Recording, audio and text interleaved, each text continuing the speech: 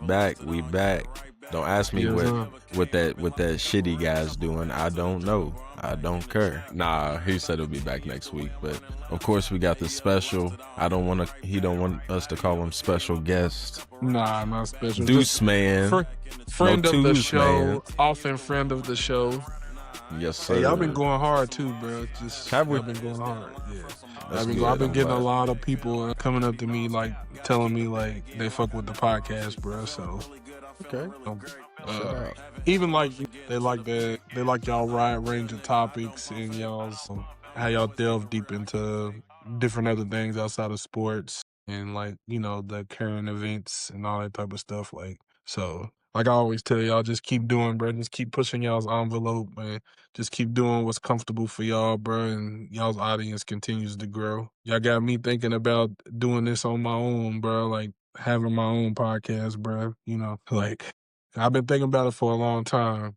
I think it's like time, bro, for me to like get into that because I be having a lot to say. I feel like I got a lot of wisdom, a lot of knowledge, but I'm like a introverted extrovert. A lot of people know me, and I know a lot of people, but like I be in the crib when I be out. Like a lot of people know me, and and I know a lot of people, and you know people always say stuff to me and remember me from places and all that type of stuff. I just feel like I got interesting perspective on a lot of things. It's gonna be something that I work on for 2026, bro. Just kind of get with you, see if you can help me produce and like work on it and see if I can learn the ropes, or you could just help me produce it and figure it out and see what I can make of it. Yeah. Hell yeah. We're gonna have a lot of shit cracking in 2026. So that sounds good to me. Mm-hmm. Yeah. I'll just say that. So more to come. Me and Rashad are almost on our 5th episode. So that'll probably recap. That'll probably end season 1. We'll probably end it in 2025 and start a new season in 50 episodes. That's pretty good. 2026. It's pretty good, bro. 50 episodes. So It's shout pretty out to good. everyone who supported along the way. I love it. I appreciate it. Anyone who's noticed lately, we've actually split our sports content into a new page, oddball_HQ. ODDBALL. Hold your L's up. You know what it is, what kind of podcast this is. You see the red and black. Black and red till I'm dead. I'll never code blue. But anyways, no, I appreciate all the love. Appreciate all that, man. And if there's one thing we definitely just want to push people to do is to follow their dreams, their passions, and just whatever voice that you have in you, just to follow it, and it'll lead you somewhere. And yes, I know you can see my voice. It's code. I'm not worried about it. I'm coded in the code. Codish, No, I was playing. But we got a nice little docket today. Damo joined us. We're going to break down a lot of stuff. This week has been popping. We're going to talk all right. So, when we say popping, y'all know the elephant in the room. Sherrone. No, yeah, we're going to get to that, but not off the top. Not off the top ropes. I don't wrestle that way. I just don't do that from the jump. So, Louisville-Memphis preview in basketball. We're going to talk Brom and the Bush Baked Bean Bowl. Say that 5 times fast. Boca Raton. Hey, bro, when that came out, dog, I said, come on, bro. They got to start coming up with better names for these bowls, bro. They could just call it the Bush's Bowl or something, bro. But the Baked Bean Bowl, bro, like Boca Raton Bean Bowl, whatever the fuck it was, bro. All that alliteration, bro. Like, come on, cuz. Yeah, the Boca Raton. The Brahms, Boca Raton, Bush's Baked Bean Bowl. Yeah, all right. Yeah, all right. So, yeah. We'll talk a little bit on the football side. We'll hint at some UK football stuff. Yes, we're going to talk about Sherrone more. We're going to talk about a little Michael Jordan. Me and Damo probably have the strongest opinions on one of the last topics. I don't know if y'all have heard Lou Will talking about Kobe's legacy, and I don't know if you have any harsh feelings towards Chandler Parsons, but we can all get them out at the same time if you do. Yes, sir. That's the docket. So, and then shout out to UofL.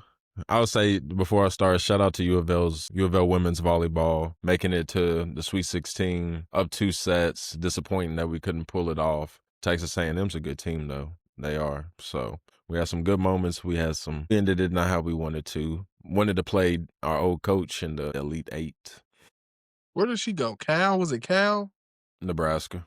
Nebraska. Okay, I knew it was. I couldn't remember where it was. I just knew it was a different school. They're 32-0. So Cornbread fed, bro. Cornbread fed. yeah.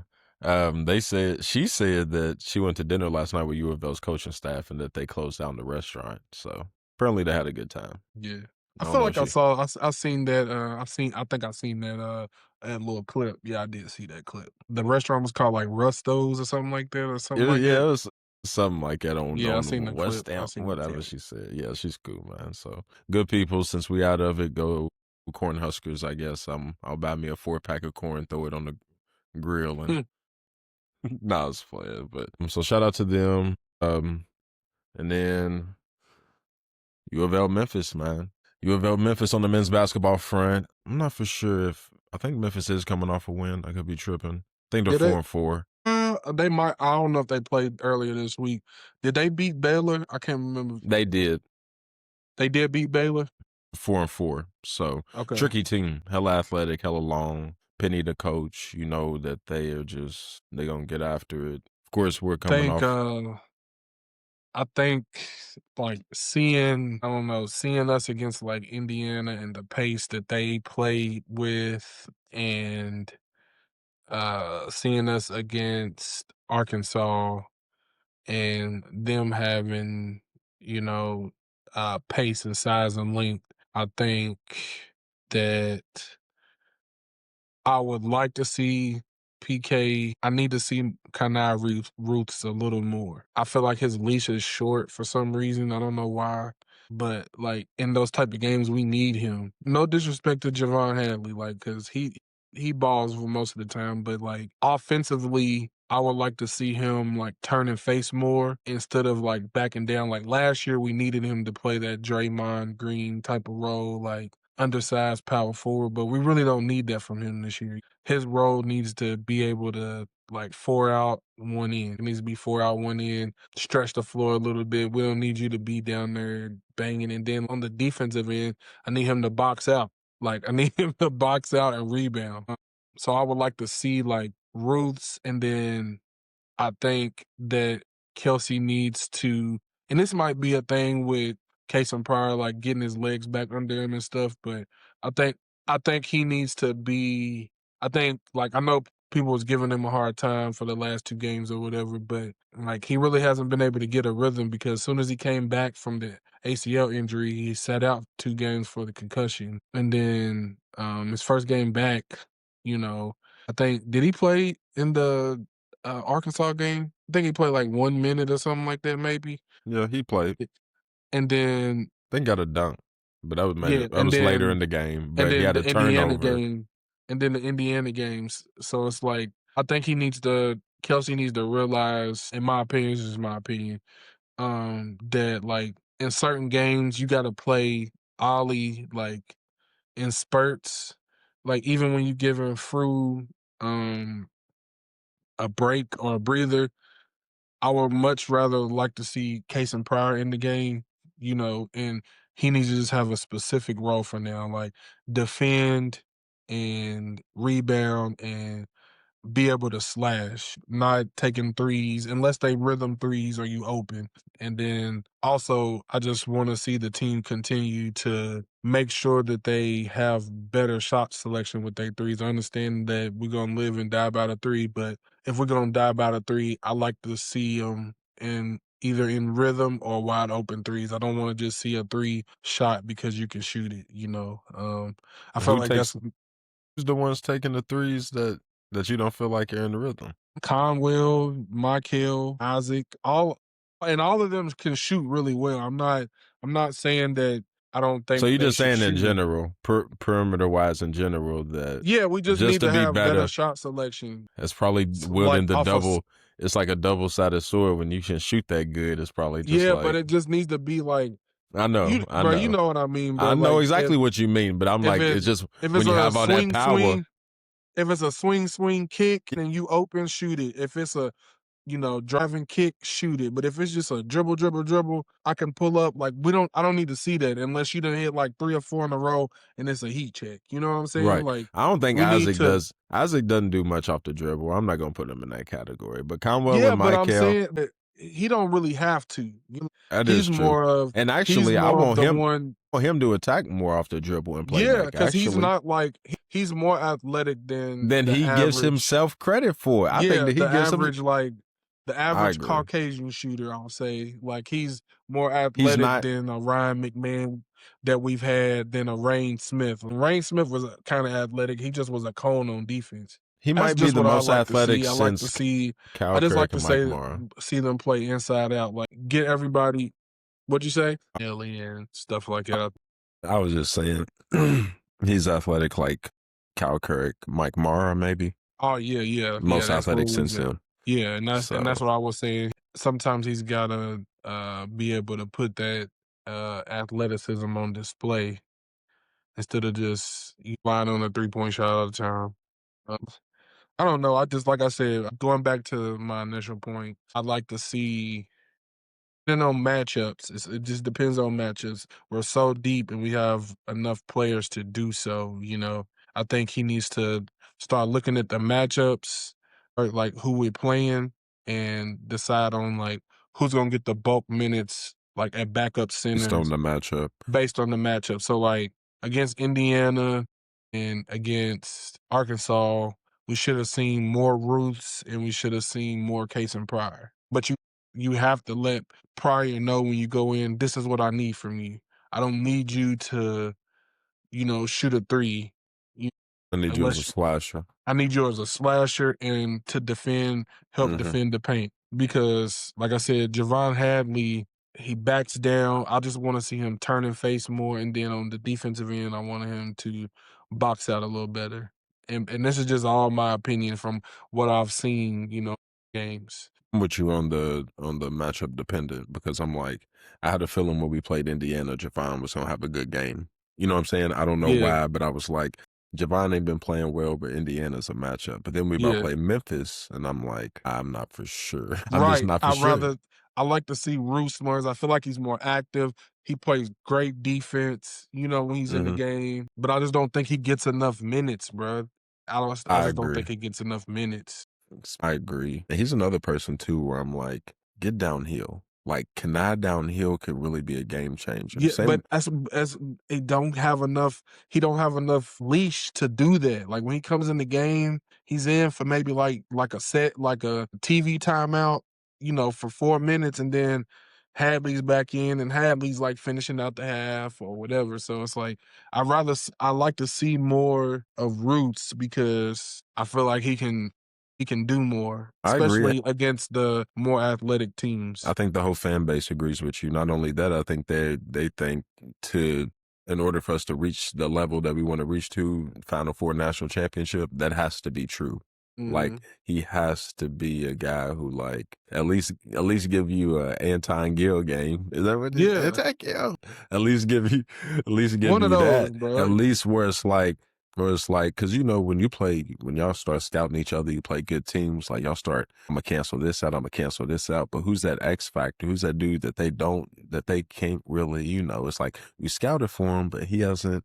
I think Kanai can be that difference maker, that X factor. Mhm. But for him to do that, though, to your point, we want to see him get more run Yeah, to that's it. build that up. So, Yeah, facts. but yeah, I just think him downhill in my head. I'm like, he can be nasty. I mean, not even always scoring, but just get downhill, just get in the Yeah, lane and just because we find don't something. have you gotta think, bro, like, that's what we've missed at U of L for a long time. Like, we really haven't had, like and that's why it's so great to see Michael because, like, we used to small guards. We So are we not really used to the big guards, and then like we don't since Denny. our problem every year when we play is like when we play a team that got athletic wings, we never like have had athletic wings. And that's Very much always so. our issue. So it's like when we have one and we don't utilize them the right way, it gets kind of like, come on, we gotta utilize them because it's like it's in those games when we need them, like when we play a North Carolina, when we play a Duke, when we play those When ACC we play games. Caleb Wilson, Yeah. like that's See the what I'm only person saying? that can match up with him. You see what I'm saying? We need somebody that can match up with him because or just be able to throw a body at him. the very least, but it's like, yeah, he can also be an X Factor canceler, like you're saying. So it's like not even being an X Factor, but you can do one defense, offense. I mean, we got at your ceiling, yeah, hell yeah, you can do Yeah. both. But it's like even that alone is so valuable. So I'm with you on that. What do you think about the Memphis game? Do you see this as being a struggle? You see this as us, putting it on them from, you know, I don't know if it's gonna be I ain't gonna say a struggle. I just good game. I like the fact that like we're deciding to play, tough games out of conference. I think for the longest when Rick was here, right? And coaches that came after him, we didn't really play a tough out of conference schedule. So it's like our first real test was in January, right? When we get in the ACC or at the Big time Big East? East, Yeah, right? So it's like, and until you play Kentucky, but like that's your first real test, right? So generally. like I think like last year when we played Tennessee and like we got romped, we was like, Yep. okay, we can't play like that. The style that Pat Kelsey wanted to play, he had to realize, okay, I'm not going to be able to play that with this team, right? We got to make some changes. And they made the changes and like they got better. Same thing this year. Kansas coming out playing Kansas in the exhibition. Like a lot of people aren't doing that. So it's like they've been able to do that. Like we played Indiana, we played Arkansas, we playing Memphis, we playing Tennessee. Like all these Cincinnati. Cincinnati, like we playing tough games, you know what I'm saying? Tough environments. Yep. And all those games have been either neutral site or away, right? So like this is the first one at home. So I think that's like seeing him in that presser today and saying like we need you to be there, like no it's gonna be cold, blah blah blah, but who cares? Like get there. Like this ain't the old Louisville of the last 5 years. Like I need y'all to be there. I need y'all to excuse me, pack the yum. It's an afternoon game. Right. So I think it's just one of those games, bro, that's just gonna prime us to be ready for ACC play. Quite honestly, I like the fact that they are playing the schedule that they playing because it just gets us into that mode, and then it shows us that we can win in different ways. We can win by shooting, even though I don't like it. We can win by shooting.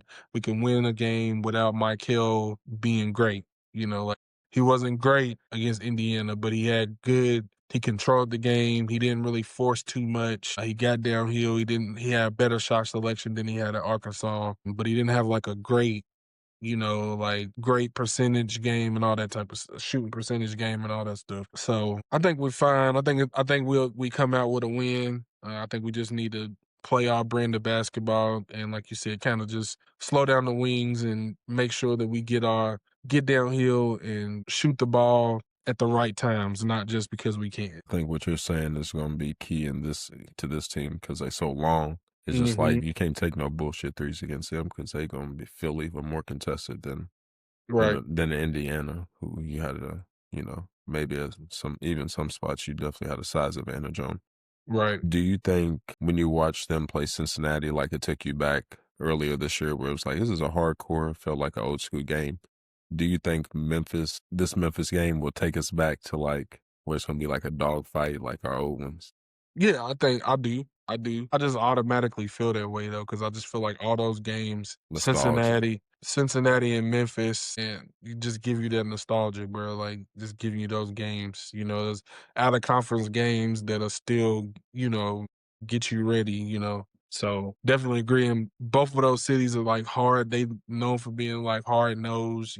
So now it's got Hmm. rough around the edge players. So Yep. I think it'll be one of those games for sure. Do you have a favorite memory in your mind? Because we're not old enough for Memphis State necessarily. So, our generation, do you have any favorite memories or just a favorite memory? Of Memphis, And Louisville, that rap. I thought you were for sure gonna say. Darius Washington. That's what I was about to I say. mean, Darius Washington, bro. Like, I don't think I'll ever forget that, bro. And I don't like that was hard. That was as a fan, it's so heartbreaking, bro. You know what I'm saying? Like as a basketball fan and as a fan of people, like That is even though true. we won, bro, Not When a he pig. when he missed those free throws, bro, he just went limp. I ain't gonna ever forget that. Me either. Like that was like I ain't gonna ever forget that. I will say I know we talk about Memphis, but like Cincinnati, like I just remember the players, bro. Like I just remember I got 4 Cincinnati players that I will never forget. Sean Kilpatrick, yes. Eric Hicks. With the chipped tooth. Wow. His shoulders were so broad, bro. He was so big. He was Eric tough. Hicks, He was tough. Jason Jason Maxill, Maxill. and Kenyon Martin, bro. Like I will never forget those 4 Cincinnati players, bro. But There's yeah, an honorable I'll put an honorable mention. oh, I don't know if we played him or not. Lance Stevenson. Lance, yeah, for sure. I'll just put him honorable. But Yeah, that would be a hell of a 5, what you talking about. yeah, that's a good one. That's a good one.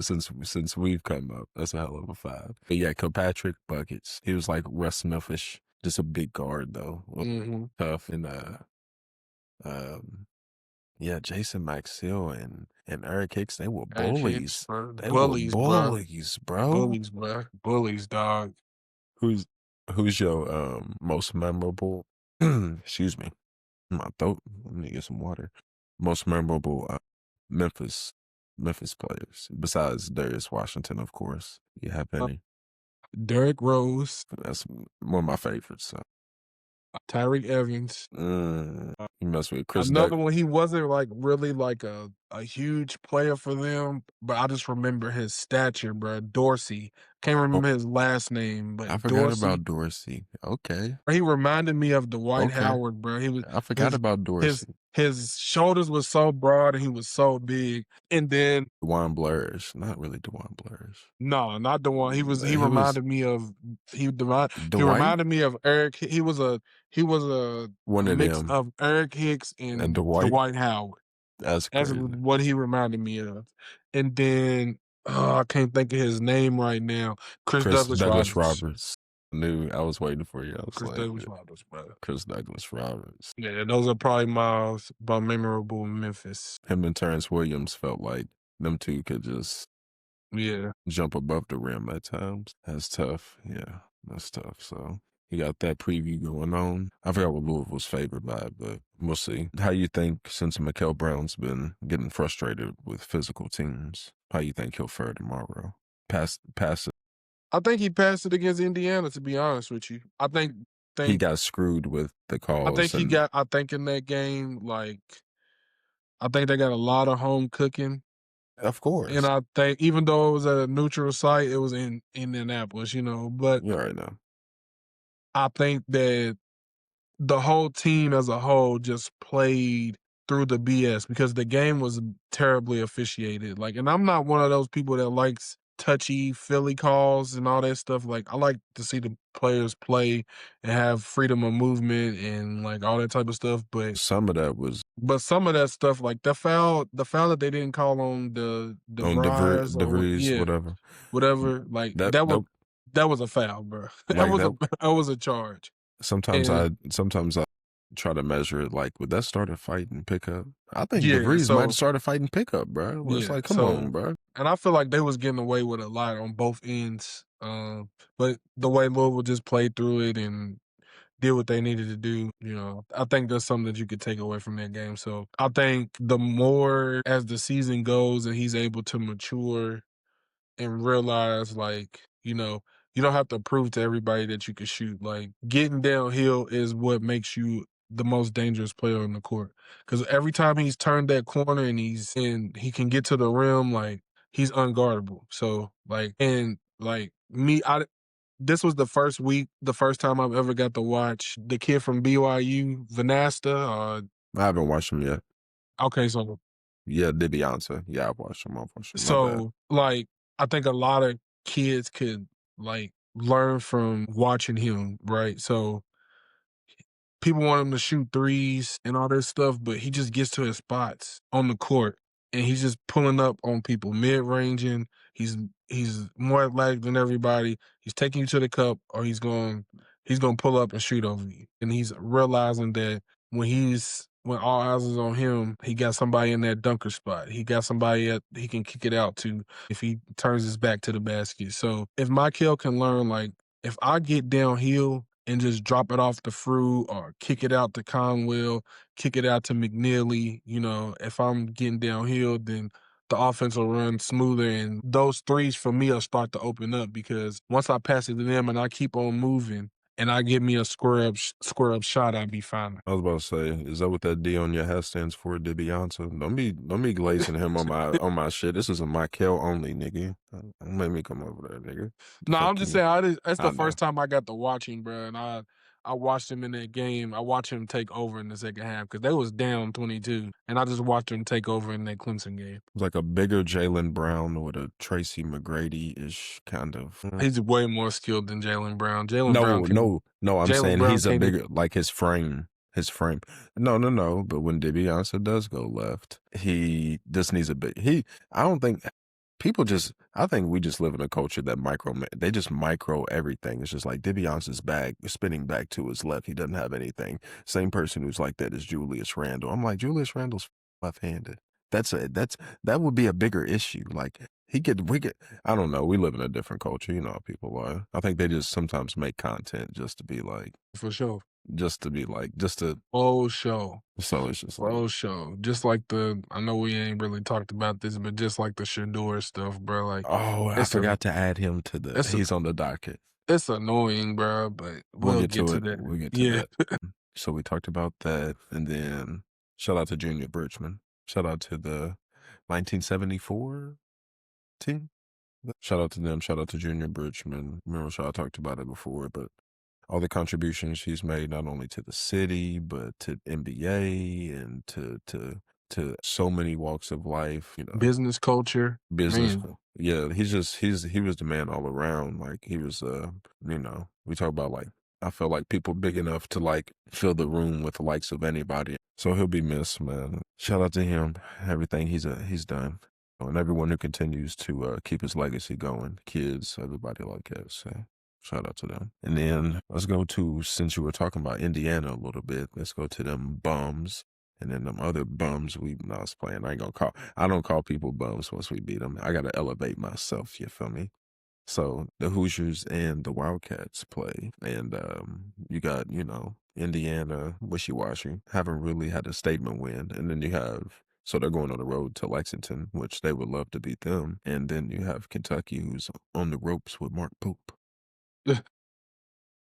Roper Pope. What are they going to do? How do you feel looking at the whole Kentucky situation? I'm gonna try not to be long. I'm gonna try to be straight to the point with this. You think they just overreacting, or we overreacting? No, I don't think anybody's overreacting because it's Kentucky, right? It's Kentucky. So that's just what they do. And that's the reason why they in the predicament now, right? So I'm saying this like from a team that just has went through turmoil for the last 10 years, right? Kentucky didn't understand what they had. So it's kind of just like I'll be talking about like y'all and the Steelers, like, y'all and Mike Tomlin, you as a Steelers fan, like sometimes when you have a long tenured coach, you're gonna go through tough times. You're gonna go through lulls. Like it's not gonna be all oranges and apples all the time. Like you're gonna have some peaks and valleys, right? So, but if your organization isn't setting you up for, success, then that's when you're going to have those problems. So I say that to say, like, with the Steelers, they never had a plan for after Ben, and that's hurt them since. Ben didn't want to retire, but you got to, instead of you saying, we don't want to hurt this man's feelings if we draft a quarterback or whatnot, like, we got to draft a quarterback. Right? We got to put somebody in there. There was a time where they could have drafted Lamar Jackson. They could have drafted Lamar in that draft, and that would have been the succession plan to Ben Roethlisberger, right? Same thing with Calipari. People that understand is like Calipari's used to getting the one and dones and like having a good team and making it, but he only has one championship.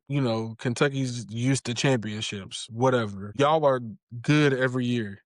Y'all in the tournament. Y'all, he only didn't make the tournament one year, and he got knocked out in the round of 32 and then 1 year, and then he got upset another year. But he's made it to a couple Final Fours. Like, y'all just didn't understand what y'all had. And so y'all kicked him out. Like, y'all ran y'all mouth so much where he's like, I'm out of here. Cause y'all really don't appreciate what I've done for this school and who I am as a coach. He's won everywhere he's went. Like, people think that, you just make it to the tournament every year and you're supposed to win. Like, that's not how it works, especially now in the new landscape of college sports. Like, so you had to take what was going on in college sports and understand that it's changing from like the one and done to the NIL era. So give him time to learn the NIL era and get the type of players he wants in there and for his system and let him win. But you bring somebody in, you think you got it better, when he's gone because X's and O's wise, y'all don't like what he did in the tournament. He's getting beat by Oakland, whatever, whatever.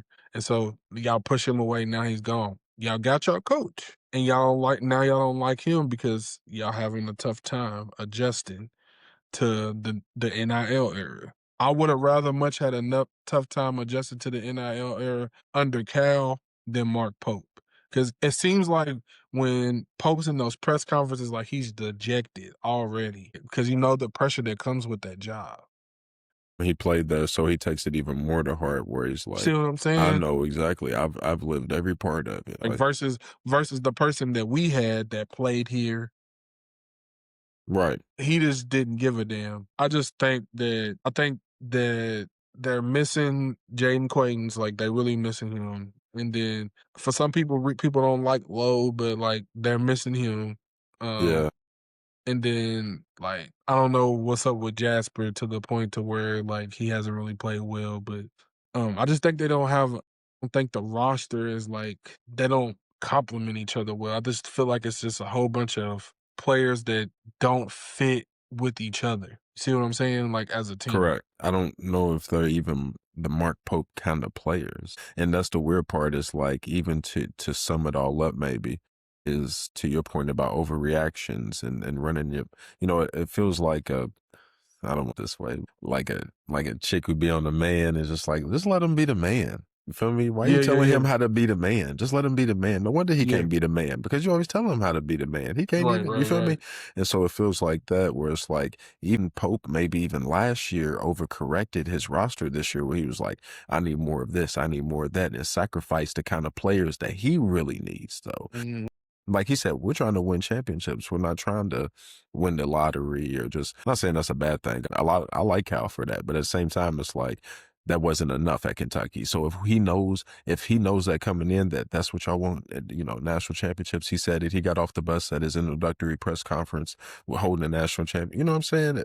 All that combined. So we know what his goal is. So I agree with you. It's just maybe there's so much yapping. It's hard to hear my own self think.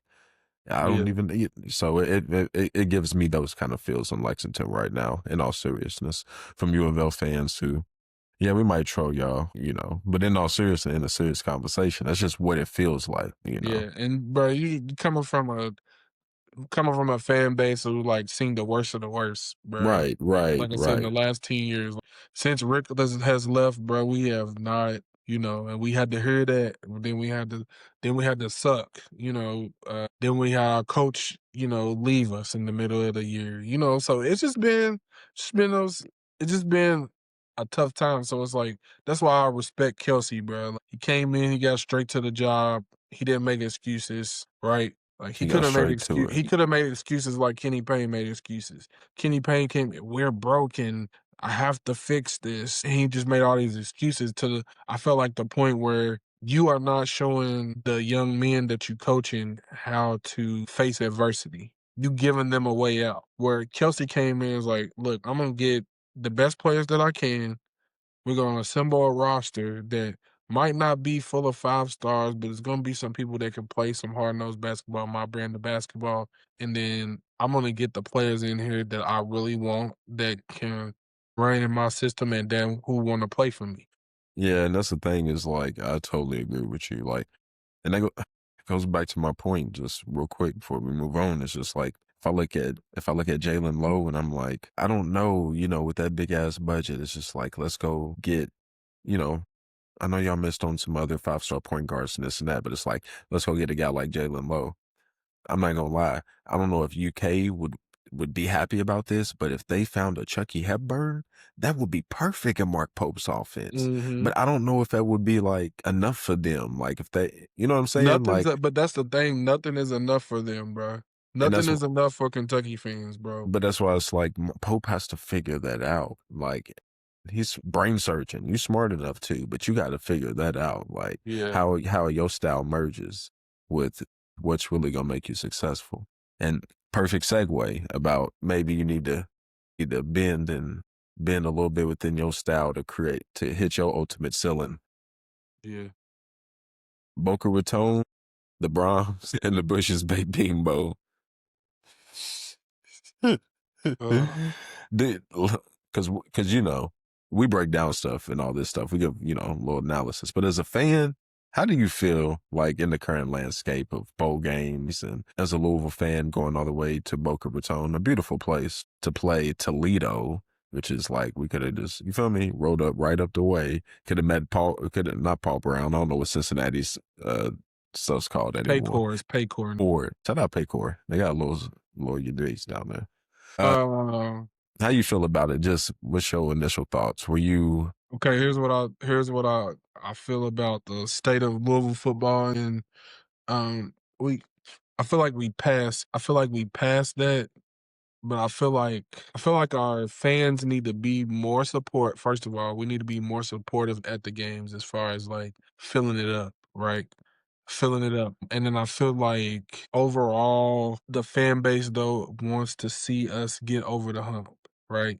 And this is with like all sports, bro. Because if you're a Louisville fan, you just sometimes feel like we just can't get over the hump of certain stuff. So that's gonna be a conversation. like Going. in football, bro, since Brom has been here, it's been we can't get over the hump.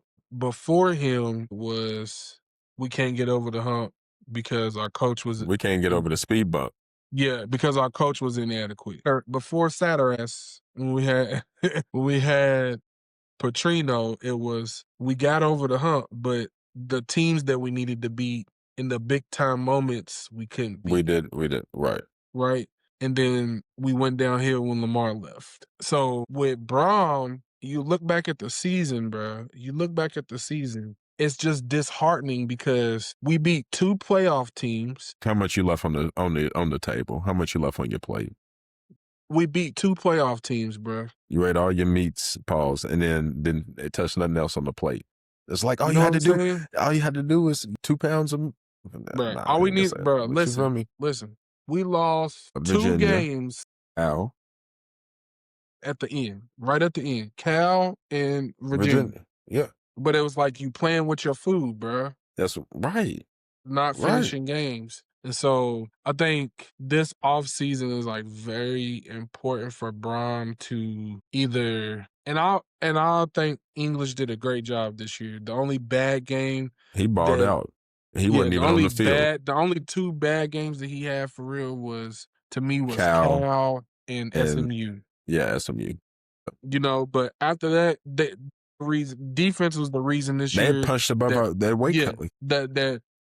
So I think that, I seen that we losing Pete Knock to the UK, which I don't think is I don't think it's as big as some people will make it out to be, because Pete Knock has been here for a long time. Right. So he's been through a couple coaches. So right.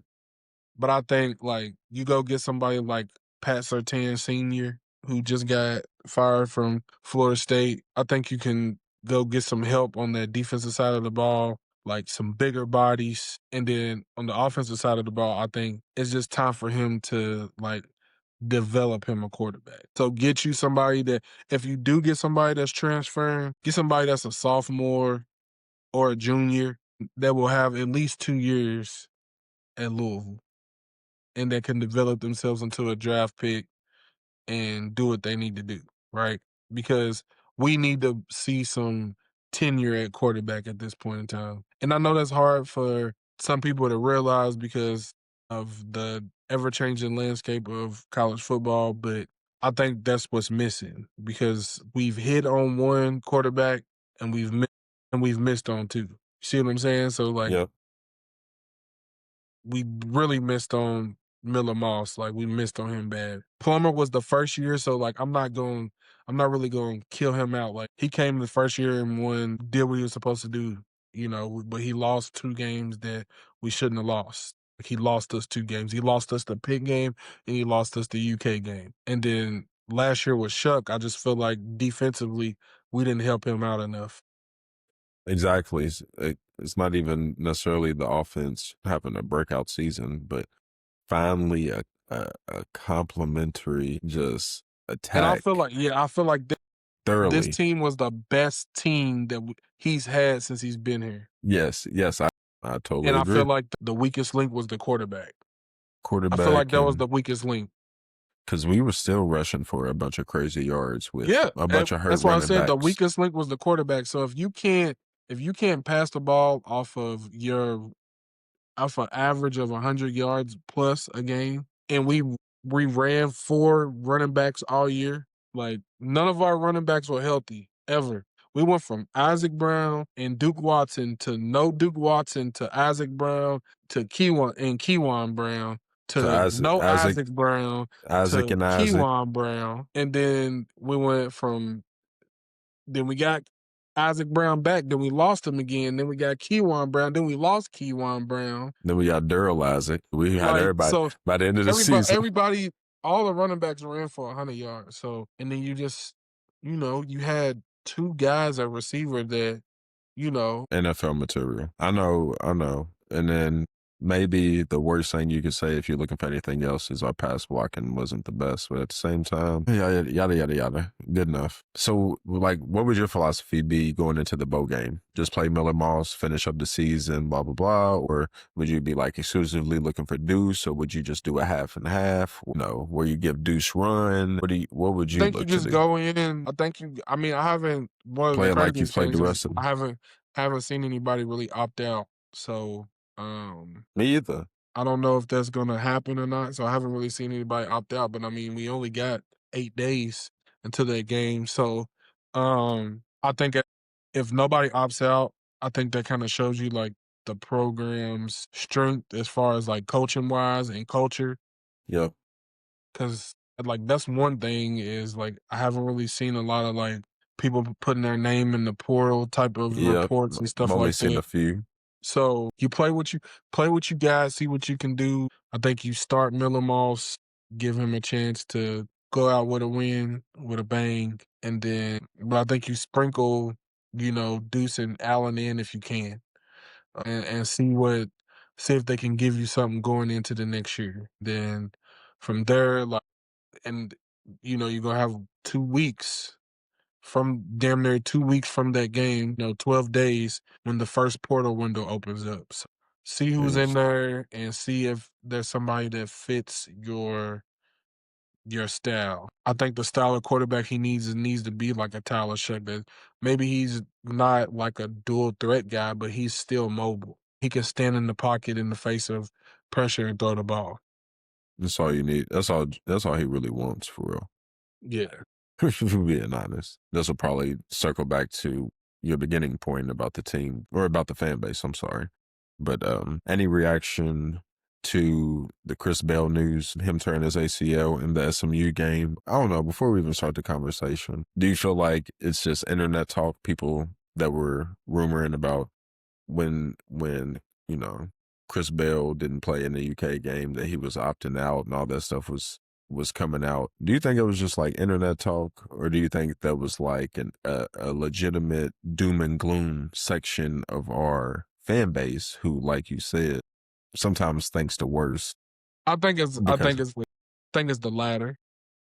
I think it was a mixture of both, but I think it's the latter. You know For what I'm real? saying? Okay. But I think if you look, to me, for me, if you look at the totality of the time that Braum has been here, he's really been able to retain players, and they seem like they just want to play for the guy. So it's like somebody like as a Chris Bell, right? He started with the program And he never left. And in he the could have left. NIL era. And he could have left. and he stayed there. Under multiple Like- coaches, right? Am I tripping? Nah, he Yeah. was here. He was here under Shedeur. That's what I'm saying. So Shedeur. multiple coaches, NIL He came. stayed. And Why that was would one we- of the things that he said, like, at the beginning of the season. Like, for Card Nation, this is what he wanted to do. So, like, you got to respect that. You got to respect their kids. I think it's just more chatter from the fan base and how they look at things. But I Right. think you got to them just take it to specifically. perspective. You got to really listen to what their kids said at the beginning of Right. the season. That's what I was about to say. You got to take him at face value. And then the just fact, like, you know, just like afford him even more the same respect. thing with to me. Colin Lacey. Like, Colin Lacey could have left. Mm-hmm. You know what I'm saying? Like, and it's like the people who have left U of L, you don't really hear much from them. Not, you know. You know what I'm saying? So it's Right. just like, you know, and Brown kind of put that to rest last year with that running back from, what was he from, Toledo? Gosh, Was he from Toledo? Yes. Boone Whoop. No, it's not. Whatever, Boone. yeah, whatever his name was. Can't And he think of was, his name. you know, wanting the money and all that stuff. Like, Yeah, I just think just speaking to that doom and gloom part of you can do what you want to do. I don't live my life that way. But for the people who are that way, afford Chris Bell more respect. Put more respect on his name. He's done so much for us, bruh. It's like you can even think that way, but even speaking that to a dude who's always played his heart out from beginning to end, it's just kind of like, it's not like it didn't sit well with me, but it's just kind of like, y'all got to be called out a little bit, though. I mess with y'all, but y'all yeah, got to be because, called like, out. I mean, to me, if people didn't want to play, I'll tell you for sure, if they didn't want to be here and they didn't want to play, I can count for sure 4 players that could have left and would have got any offer from any school.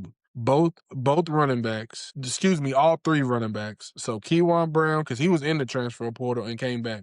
Keywan Brown, Isaac Brown, Duke Watson, Chris Bell, Colin Lacey. Those 5 players could have left last year. Right. They could have been gone. And they came back. And they still played. So I think it's just one of those things, like you said, we just need to put a little bit more respect on the players and what they do and what they've done for our, you know, for the university and for the team overall. Right. But man, I hope somebody still takes a chance on Chris Bell, bro. Like I had an idea in my brain probably about a few months ago when I seen Lamar tweet about Chris Bell that they was going to take him in the first round. That the Ravens was going to take him in the first round. Yeah, because y'all couldn't. Y'all not going to draft a wide receiver. So we need to draft a wide receiver. I know, but he won't be a first round one if y'all do. Y'all going to draft. Y'all going to draft a second round one or something. We need to. Bad. I guess sit on that front. Mm-hmm. UK's football schedule next year with Will Stein coming in as a first year head coach. Yeah, I mean, like I said, let me pull it up. I'll read it to you. Okay. We'll see if you think you'll just say win or loss. How about that? Okay. Starting the season out, Youngstown State, September 5th. Win. Home. September 12th, home, Alabama. Loss. Next week at Texas A&M. Loss. Next week, South Alabama, home. Win. So they're 2-2. October 3rd. I don't know if that sounds familiar to you. At South Carolina. Depends on if they got Bakari Silas back. I'll toss that one up. That's a pick 'em. That's a pick 'em. Pick 'em. SU, October 10th. Loss. At Oklahoma, October 17th. Loss. Vanderbilt, October 20th. Pavia, senior. Yes, sir. I like that coach though. I like Vanderbilt's coach. I Lee. put that one as a pick 'em too. Pick 'em. This is a tough pick 'em. schedule, bro. I ain't gonna lie to you, because this is the first year that they play 9. They play 9. Right. 9 conference games. Right. So we just have 2 wins and 2 pick-ems. All right. So 3 wins so far at Tennessee. I give them Florida though. I'll give them Florida. Florida the next week. So we have 4 wins if you say Florida, because Florida's the week after. I can't give them Missouri. Okay, so And I definitely can't give them us. So that's a tough schedule, bro. I ain't gonna lie to you. That's disgustingly That's a tough schedule. Will said he wanted it. So let me tell you something. I got faith in Will Stein. I think he's gonna give us problems. I ain't gonna lie to you. In a couple of years, I feel like he'll give us problems. And that's just me. That's me being respectful of Will Stein and his football mind and what he's able to do. I think he's gonna be able to get, like, with his coaching staff already, if you already able to get the DC from Texas A&M and bring him over, Texas I don't A&M know. game, that's gonna be scary. We'll I see. don't know. We'll see. So that's tough. So yeah, when I saw the schedule, I didn't think it was an indictment on Kentucky. I think it's an indictment on that damn 9-game SEC schedule. You Yeah, asked that's for tough. it, you got it. That's a tough one, boy. That's silly, boy. That is silly. And then it's like, who are you gonna replace it with? Like Auburn? You know what I'm saying? Like either way it went, like it's just tough. So once you get into that 9-game, Bro, you literally got 3 out of conference game and 2 games that you should win. yep. You got 3 out of conference games, period. But one of them is Louisville. Like, it's still a Power 5 school. Yeah. Like, that's a tough That's schedule, tough. dog. That's tough. You have any thought? Yeah, I forgot. That was my last thing. Do you have any thoughts on the cancellation of the Georgia series?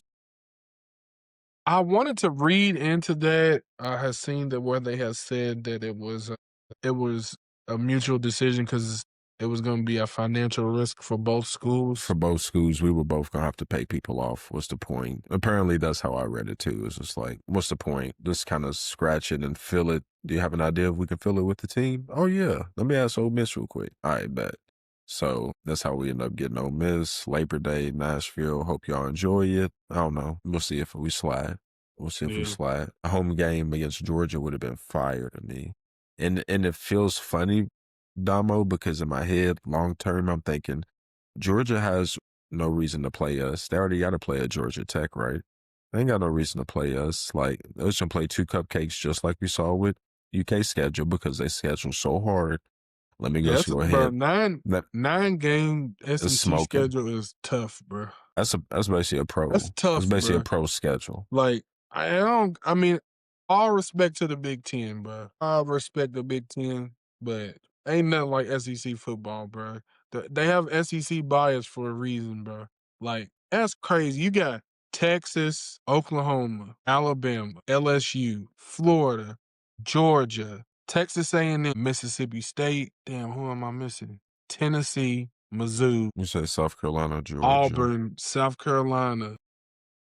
There's no let up. The weakest teams are South Carolina, Vanderbilt, and Auburn. I didn't even say Vandy. I ain't even say Vandy yet. Like, it's just tough, bro. It's a tough schedule. It is. Tough. It's tough. It is. Ole Miss. I didn't even say Ole Miss. Miss. So it's just like, how many people's in the SEC now, bro? How many teams, bro, is in the SEC now? Cause 15? It's about 15. I feel like I heard somebody say 17, but I ain't sure. It might make sense. I don't know. But we didn't even say Arkansas, bro. Arkansas. That's the weakest. My bad, y'all. Alabama, Arkansas, Auburn, Florida, Georgia, Kentucky, LSU, Ole Miss, Mississippi State, Mizzou, Oklahoma, South Carolina, Tennessee, Texas, Texas A&M, Vanderbilt. 17. 16. 16. Yeah, 16. 1, 2, 3, 4, 5, 6, 7, 8, 9, 10, 11, 12, 13, 14, 15, 16. Yep, 16. It's crazy. So, yeah. So, it's tough. That really is. So, I just don't see, when it's like the gaps between the have and the have-nots are going to get wider when you have to play a 9-game SEC schedule. Mm-hmm. Unless I just don't see Will Stein eclipsing Mark Stoops' record because Mark Stoops got to play against one more weak team. Like, just simply because of that. Like, okay.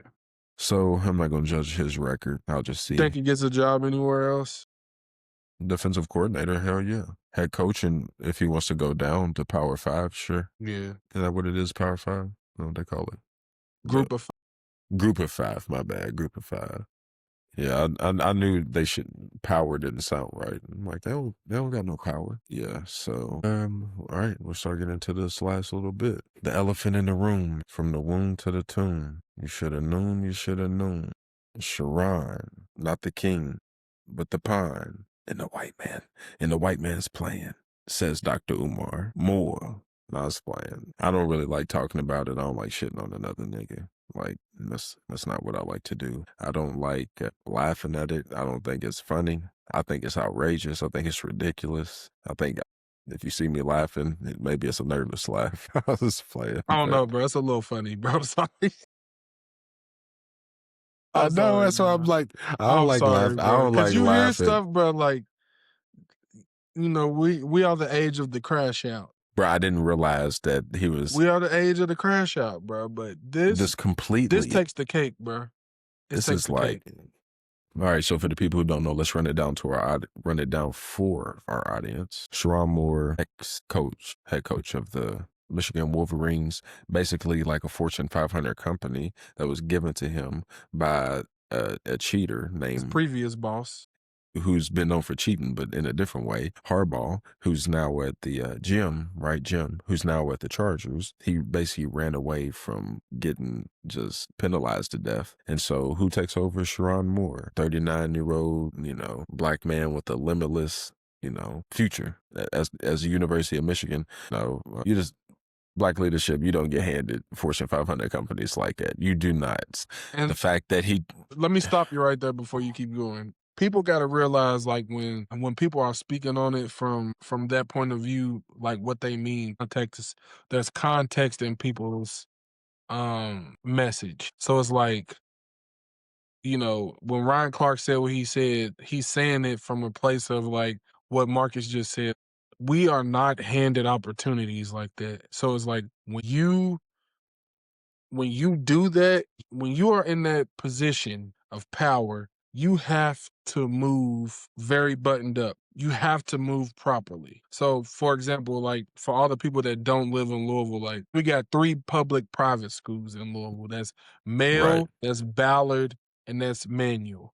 But Manual is like the most prestigious, okay? When they did get a black coach, it got squandered. The opportunity got squandered by a man who was doing things in the community that were unheard of and that shouldn't be done by any man. So when this is happening and he's abusing his power over people that are younger than him and under him, systemically, that job is never going to be given to another black man for a long time, if ever. So I just wanted to stop and say that, like, people have to realize when somebody speaks from that notion that, like, it's a tough thing for the African American community to stomach is for that exact reason. We're not given these opportunities very much. And so when an opportunity, granted, the man did coach and he did work his way up, but when the opportunity of Michigan football, which is a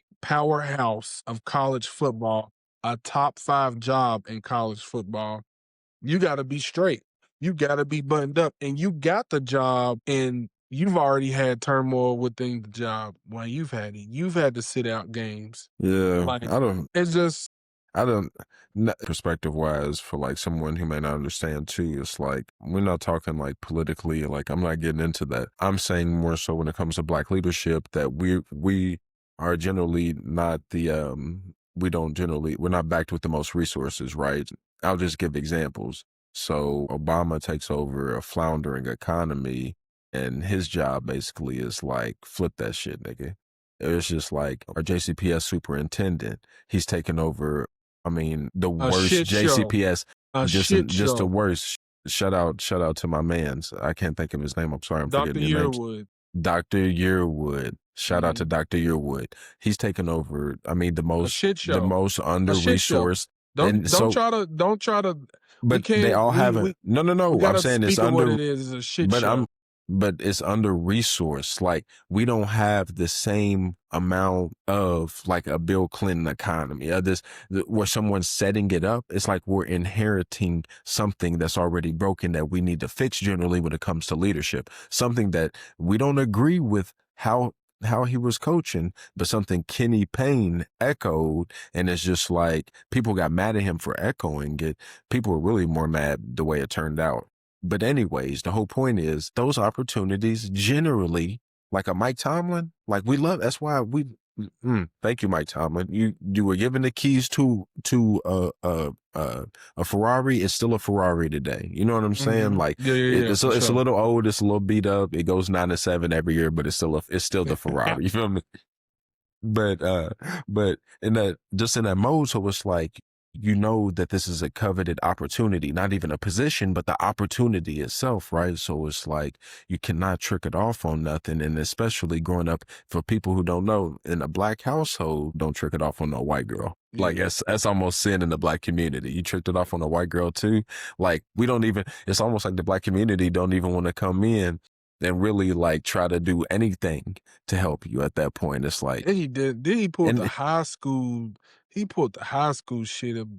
I'm gonna myself like, come on, bro. You can't do that, bro. Like, you can't do that, bro. Like, he pulled that old high school move shit, bro. And here's the thing, bro. He didn't even cover. He didn't even try to cover his tracks, bro. hold on. All right, so for the audience who don't know, I got some part of it, but this past summer, the school investigated a rumor Moore, who has a wife and 3 kids, is sleeping with his executive assistant, who Damo's alluding to, allegedly. Moore is also investigated 2 more times by the university for alleged conduct with women, allegedly slides in the DMs of OnlyFans models on Instagram, allegedly. Fires assistant on Monday, but go ahead, Damo, because you're about to talk about her specifically. Well, so let's kind of backtrack to what you were saying. So the university has come out that they did an investigation and they both denied it, and the university found no wrongdoings for either party. That they got word of it again, did another investigation, same results. And so during this time, though, the assistant that has been spoken of, they keep saying a staffer, it was his, administrative assistant basically to the head coach. Her salary was doubled from, in the mid, in the mid 50,000s or 40,000s or whatever, and it doubled. And there's been reports that he was stalking her and they broke up, and he's been having this affair. They broke up and he's been stalking her and whatnot. So um she finally just broke and went to the university and told it all, went with the receipts. And so for people that don't understand how it works, like Marcus was kind of saying, it's like a Fortune 500 company. So when you are a CEO, basically, which is what the head coach is, right, of a company, you cannot have, any type of relations with your staff. Like, it's called fraternizing. You can't do it. It's against the rules. And if you're caught doing it, you can be terminated. And so the thing about college coaches is they work under contracts. So this man's contract is, averages out to be about $5.5 million a year. And, he kind of blundered his life for some coochie, for lack of better terms. It's just some lack of better some terms, bro. It's just lack of some better Woochie. terms. Yeah, he blundered his life for some coochie. Yeah, so it just it's it's disheartening, bro, because it's like, You gotta even laugh at the pain. if they fire you without cause, like if you just doing bad at your job, right? You still That's get one thing, paid. You still right? get paid. You fire, Mark you still Stoops, get paid, Mark It's Stoops, cool. Right. You still Mark get your money. Stoops, still the highest paid coach in Kentucky. Right. So you still getting your money, right? But when you do something like this where it's controllable, and you just gotta control yourself, and you're not controlling yourself around people that work for you, and you throwing your future away. Like, that's life changing money, bro. So it's like, for people that are in our positions, that looking at that type of money and that aspire to make that type of money and want to do that, we looking at somebody who's throwing away the opportunity with disgust. Like, you throwing that opportunity away because you couldn't keep your cock meat in your pants. Like, you know what I mean? So it's just disheartening, bro, and it's disappointing to say the least. And then, like, you get caught and then you go over there and you break in the girl's house and then they said you got butter knives. Like, you didn't even get like no, yeah, bro. Like, that's the messed up thing, bro. He got butter knives, bro. Allegedly. Allegedly. And said he Allegedly, was going. allegedly, what the hell are you gonna do with a butter knife? Nigga gonna be sawing. He's gonna be sawing his shit. So, Ain't bro, nothing it's happening. just, I don't know, bro. I'm sorry. That's not funny It's for just a people who sad, it's just sad, bro, that this happened, and then he crashed out and didn't get locked up for that, bro, because, and I know he was crashing out, bro. Like, because it's a one thing to get fired and they still got to pay you your buyout. They still got to pay you what's on your contract. But if you fire 4 calls because you are breaking rules, that's a different thing. And now you ain't never getting hired again. That's one of them things, bro. You ain't coming back from them, bro. like That's it's a just gonna be hard enough to get a normal job as a nigga Yeah. who went to prison So, man, I hope he because has some investments, bro. I hope, everything was he has some good financial advisors. allegedly his I don't know if this is true, but his mama and grandmama basically like helped the police find him. Then he I heard it was the wife, yeah, the wife. because she Yeah. had his location. Yeah. I don't know, bro. It's a lot of things about this story, bro, that, it was This so is much stuff that was coming out, bro, that like, I don't know, it was so much stuff, this is when the black stories get to culture's swirling. nightmare. This is a black Yeah, because culture's it nightmare. was so many stories coming out, like, and I don't know if this one is true at all, but like one of the stories that came out was like, you know, a DoorDash driver snitched on him because he had a Plan B like delivered to her house. You know, he ordered the DoorDash. So like, I don't know if I don't know if that's true, but it's just so many stories that came out, bro, when it happened. The black culture is in shock, and we need to further deliberate whether we want to keep him or trade him in the next racial And draft. here's the thing. Here's why like Ryan Clark like made that statement, and like people are making that statement. This is the third time it's happened, y'all. Not just by him. I'm not saying that this Right, is right, his right. third offense. I'm saying this is the third time that it's happened. Mel Tucker at Michigan State, M.A.U. Doka at Boston Celtics, and now Sherrone Moore. Yeah, but I have issue because only reason I say that is because it looks that way maybe because of the way that it happened. But there's some people who think, yeah, they say that, but they knew about it before the Ohio State game. Or there's some people who those coaches I'm not gonna name, but supposedly their wives left them because they were having an affair with somebody at their respective school as well. Yeah. So I'm not gonna say the name, but it's just like, why do certain coaches then, if that is the case, seem to get their stuff covered up while other coaches are disposable? I don't know. That's a further conversation. You feel me? That's All I'm maybe gonna say is we're gonna Jay end Z off has that a. one. I'm just gonna say Jay Oh, Z has stop a it. song. Stop it. Stop it. That's all I'm gonna say. Jay If Z you know, has a you know. song, bro. If you know, you know. Yeah, if you know, you know. But Jay Z has a song, bro. That's all I'm gonna say, bro. That's Speaking all you can say. That's all you can say. speaking of that song, Michael Jordan and NASCAR. That's a good segue. Yeah, so you gotta school me on this, bro, because I'm not hip to this. I've seen the stuff. I've seen the him walking in the court and settlement posts and stuff like that, but I'm not hip to. To why? Yeah, I'm not hip to what's going on. So Michael Jordan, we all know, owns a team, famously employs Bubba Wallace. I'm pretty sure I don't know if his contract's up with them or not. It may be, but black driver, of course. But Jordan, he's not like the other owners. He's Michael Jordan, right? Yeah. So Jordan's looking around and he's looking at his contract. He's like, so I'm an owner, but I'm looking through it and it says that I don't own the team. I'm just leasing it for like 7 years. Like y'all can literally like take my team from me after I pay for it, like it. And they were like, yeah. And he was like, and I look here and I'm like, I own the parts and I pay for it all, but I don't own them either. And they were like, yeah. And he was like, so I don't own the team and I don't own the things that the teams own, right? He was like, yeah. And I'm like, that has to be some antitrust laws in there that are not just that seems a little crazy, right? Mhm. And all the other owners of NASCAR, and there's more stuff to it, but all the other owners of NASCAR are kind of looking around like, you really want to poke that? Michael Jordan's like, I'm Michael Jordan. I do whatever I want to. And so the other owners are like, kind of like, this is just me, or kind of like, oh, okay. Try to, we'll follow his lead. Some of them will, some of them won't, some of them scared. Michael Jordan takes them and they settle. Mm. So I don't know what's with the settlement, but Michael Jordan came out not even shitting on them, just being like, I'm glad it happened this way. We found a resolution. Both sides figured it out. So we're not going to act like this is one way or the other.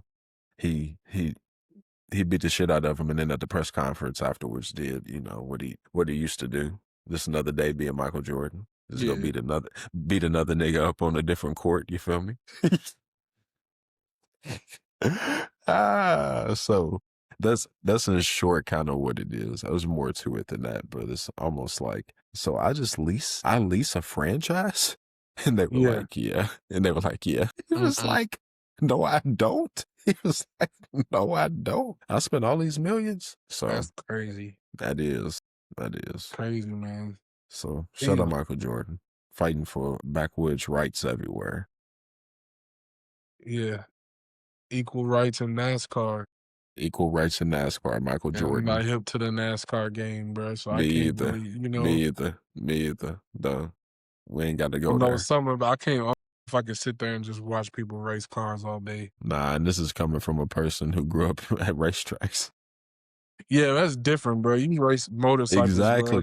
bro, That's my point. on a strip, bro. Y'all not turning corners. Yeah. Y'all ain't making left turns all day. So much my car sits like this. I'm like, Yeah. So speaking of, this will be a good segue too from Jordan. This is just a random thought. So like, say we're doing hypothetical, right? And we say we switch Kobe and LeBron, the timing of their legacies. So LeBron's legacy was back when Kobe's was, and Kobe's more modern day, right? Say the same things happen though. So assume that Kobe still gets his rings and LeBron gets his rings, how they get them, right? Mm-hmm. Do you think in our modern age today, the way that the media treats LeBron, that we would treat Kobe for losing that finals against the Pistons, the way that we treat LeBron and losing in comparison to, he'll never be as great as Jordan. He'll never be as great as Jordan. You see what he did in the finals? That's the first thing contrarians like to go to. Do you think they would that would have done the same thing to Kobe and tried to do his legacy that way and be like, and here's why I say that. He was closer to like that dog mentality or something. No, What? I ain't even going. What? That's not where I'm even going to go. I'm going to say What?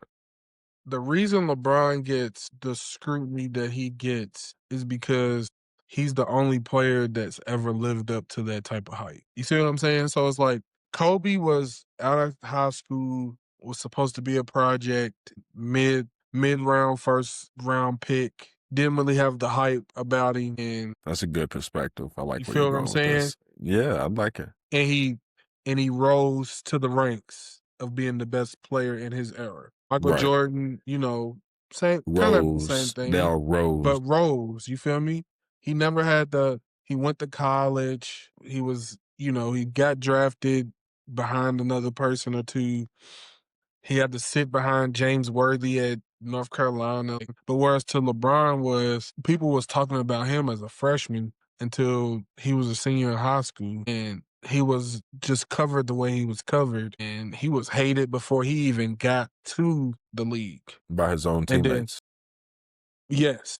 And then even by that's how bad it was, even by his own teammates. And then like what people have to understand is like there's never been a guy. There's only been two guys that have been drafted by their hometown team and that were like bigger than life, and that I can remember in my time, and that's Derrick Rose and that's LeBron James, right?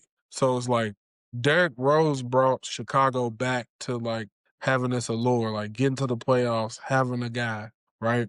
LeBron James did for Cleveland what nobody has ever done for Cleveland. Right. And so he was doing all this without any help. Like if you can name 5 players from his first tenure in Cleveland, you're not going to be like, okay, respectable career. You're not going to be like, I remember that guy from this stop. Anderson Varejao, Dante, what's his name? I can't go any further. What's my boy Jones? What was his name with the cornrows? It was like Darnell something. Was it like Donnell something? Donnell. Talking That about wasn't the light skinned dude who was like he wasn't even that good. Jamario Moon. you had fucking Booby Gibson. These are good, but you're talking about good players now. I'm just talking about players when he first that he just had to deal with before he even got Booby. Well, I mean, shit, you had He wasn't had Mo Carlos Boozer on Williams, that team? Carlos Boozer, Carlos Boozer before he left. Yeah, that was just for a Darius quick second. Miles, Ricky Darius Davis. Miles, God, mm, Let's see. But then, then you have like Eric Snow, God, Booby Gibson, Mo Williams. Like, you see what I'm saying? Damon So, like, Jones, Damon Damon Jones. Jones. So, LeBron really, like, he really, like, Yes, lived up to the but hype. I'm saying, but I I'm, agree with you though because his plight is like unlike anybody else in probably all the sports ever. and that's That's why I say that. Not the And same. it's never been like that for any other superstar, especially in the NBA. So, I don't think any other one ever. yeah. So, like, for him to come in, live up to the hype, do what he's supposed to do what he did, and like exceed that. Because like getting to the finals is one thing, but at one point we saw LeBron in the finals every year. It's just one of those things where it's just I think it's tough, and we're not gonna Interesting. really understand his greatness until he's gone. It's one of I those things. totally no, I totally agree. And then everyone's gonna be like, I want somebody like LeBron. He's gonna be like It's, damn Martin Luther King or something. He yeah, did it's never everything gonna be right. another one. He was nonviolent. He didn't Yeah, do and anything. it's never gonna be another one. So It'll never be right. but I think people gotta really start realizing that and it's okay to have the debate about who's the greatest and stuff like that. But people really gotta start realizing like the greats that we saw. Like we're never gonna see that shit again. Like, God bless the dead, but we're never gonna see another Kobe Bryant. I know. So for like people, I don't know. We alluded to earlier. For people who don't know, though, Lou Williams going in on Chandler Parsons talking about there's no way As Kobe's he not should in have yo. though. As He he should should have. have. And that needs to be more content like that. That's the realest shit. That's what As we he want should and have. need. Because like Because that's bullshit. That's bullshit. Because like he said, bro, I don't know why people act like that. Since he's dead, we want to do this and that. Since he's passed away, it's like you would not act that way. Chandler Parsons would not act that way if he was alive. He would not dare. He would not. And if he did, I don't know if he could really look Kobe in the eye, and Kobe would probably just be like, "Yeah, all right." You know what I'm saying? Like, because don't get it twisted, but Tim Duncan was great because the whole conversation for the people that don't know, and maybe we can maybe stitch it in yeah, like when we right, right. clip it. Chandler Parsons basically said there was some type of list or something, and he said that Tim Duncan was a better player than Kobe Bryant. And yes, Tim Duncan was great, Yes, but we talking about somebody who transcended the game of basketball. And there's only 3 people that have transcended the game of basketball. Four now, excuse me, because I'm gonna put Steph Curry in there. But there's only 4 people that have transcended the game of basketball. And I can put like an honorable mention of Allen what? Iverson in there. Allen Iverson was on a different level of how he transcended the game, right? Like he Right. transcended it on a regular level, but as far as star power, like just skill on the basketball court, Michael Jordan, Kobe Bryant, LeBron James. And to me, LeBron James is the GOAT. That's my opinion. But we're not gonna sit here and act like Kobe being Bryant, bro, is not top 3. You can interchange the 3 however you want. I ain't gonna get mad at you. I might debate you. Neither. Right. I might debate you. But those But that's cool. 3, those 3 are cemented, bruh. Those 3 are cemented in history as the 3 GOATs of basketball, of our era, however you want to call it. We can say Bill Russell, we can say Wilt Chamberlain, Larry Bird, Magic Johnson. We can give all those players their respect that they need and that they deserve. When we're talking about what we watched and how the players did it, Michael Jordan, Kobe Bryant, LeBron James. And I'm saying them in order as they came because that's how they came. If I had to put a GOAT on it, to me, LeBron James is my GOAT. And that's just me. But that doesn't slight Kobe Bryant, that doesn't slight Michael Jordan. I said it to Marcus earlier, like, it's one of those things where even if you don't like the player, you got to respect him. A lot of people didn't like Tom Brady, but they knew. Right. I When didn't like Tom Tom Brady Brady. playing, I definitely respect him. respected him though. Just like now, a lot of people don't like his competitive. And the reason people don't like him is because of the competitive nature and they want. See, when you win a lot and you consistently win, and people don't want to see it. People want to see different stuff. That's why people don't like Mahomes, because Mahomes just Exactly. wins. Yep. He just wins. Yep. So it's just one of those things, bro, where it's like, it's unfortunate that people try to play with Kobe's legacy, and maybe it's because he's passed away, but it's like we should never play with that man's legacy, bro. Like we just should never do They it. just want to talk percentages or this and that. I'm just like, stop it. I'm not hearing that, Dude, bro. we were there. We were there. We were there. We were there. Like Tim Duncan needed a whole 116, 115, 114. You know what I'm saying? Come on, bro. We gotta see it. And I'm sure people will say, well, Tim Duncan won this many. Well, Tim Duncan, that's like you said, that is great. That's right. But we're talking about something. It's how you do it, bro. It's how you do it. Because to me, that's what we're talking about. How you measure legacy, bro, is how you do it, and then how you affected. Right, how you affected other people played the game, and how you affected the basketball community, bro. Right. Your overall output. Your overall output, bro. Like it's more than we just talking about jersey sales, shoe sales, ticket sales, ratings. Just as much as people like know the Spurs won, people be like, I ain't watching the Spurs. It's boring. That's not points matter, bro. The Spurs is not a brand. Matter. The Spurs is not a brand franchise, and they've won just as like the Patriots. Yeah. They're more brand of a franchise than the Spurs are when it comes. And you can say, well, football's bigger. I don't care. Y'all both win the most championships, and probably who else has won the most championships besides them since we've been alive? Is that it? What, football or basketball? In both. Is it the Patriots and the Spurs? Or is Steph and the Lakers are probably close? Steph and them got 4. They got 4. The Lakers had 5, right? Since we've been alive? Yeah. Yeah. So that's why I'm like, the Spurs are right up there too. Spurs have had 6. No, Spurs 5. have had 5. Okay, so that's why I'm like, so basically at the end of the day, they're at the top. But as brands, the Spurs is not a brand. Nobody rocks Spurs shit. You might rock some retros and with the old school colors, the orange and the pink and the blue or something, the aqua, whatever. But nobody's really like, that's not. And then the players on top of that, they never have any transcendent culture, That's why it's like Tim Duncan being in the discussion sounds like Chandler Parsons being a dork. Like it sounds like him being that's why a big fundamentalist of commentating or something. That's where I'm saying, bro. Like, okay, so you made some great points about branding, right? So like Jordan is a brand. Kobe LeBron is a brand. Yeah. LeBron is a brand. Tim Duncan was not a brand. You see what I'm saying? Like Tim, when we talking about legacy, that's what we talking about. I don't care if you feel like he's a better basketball player. He wasn't. But I'm just talking about transcending the game on and off the court, bro. If you that type of guy, you're a brand. All of the people that we talking about, first name basis. We don't say Tim. We don't say Duncan. Oh, Timmy. Timmy was cold. We say Tim Duncan.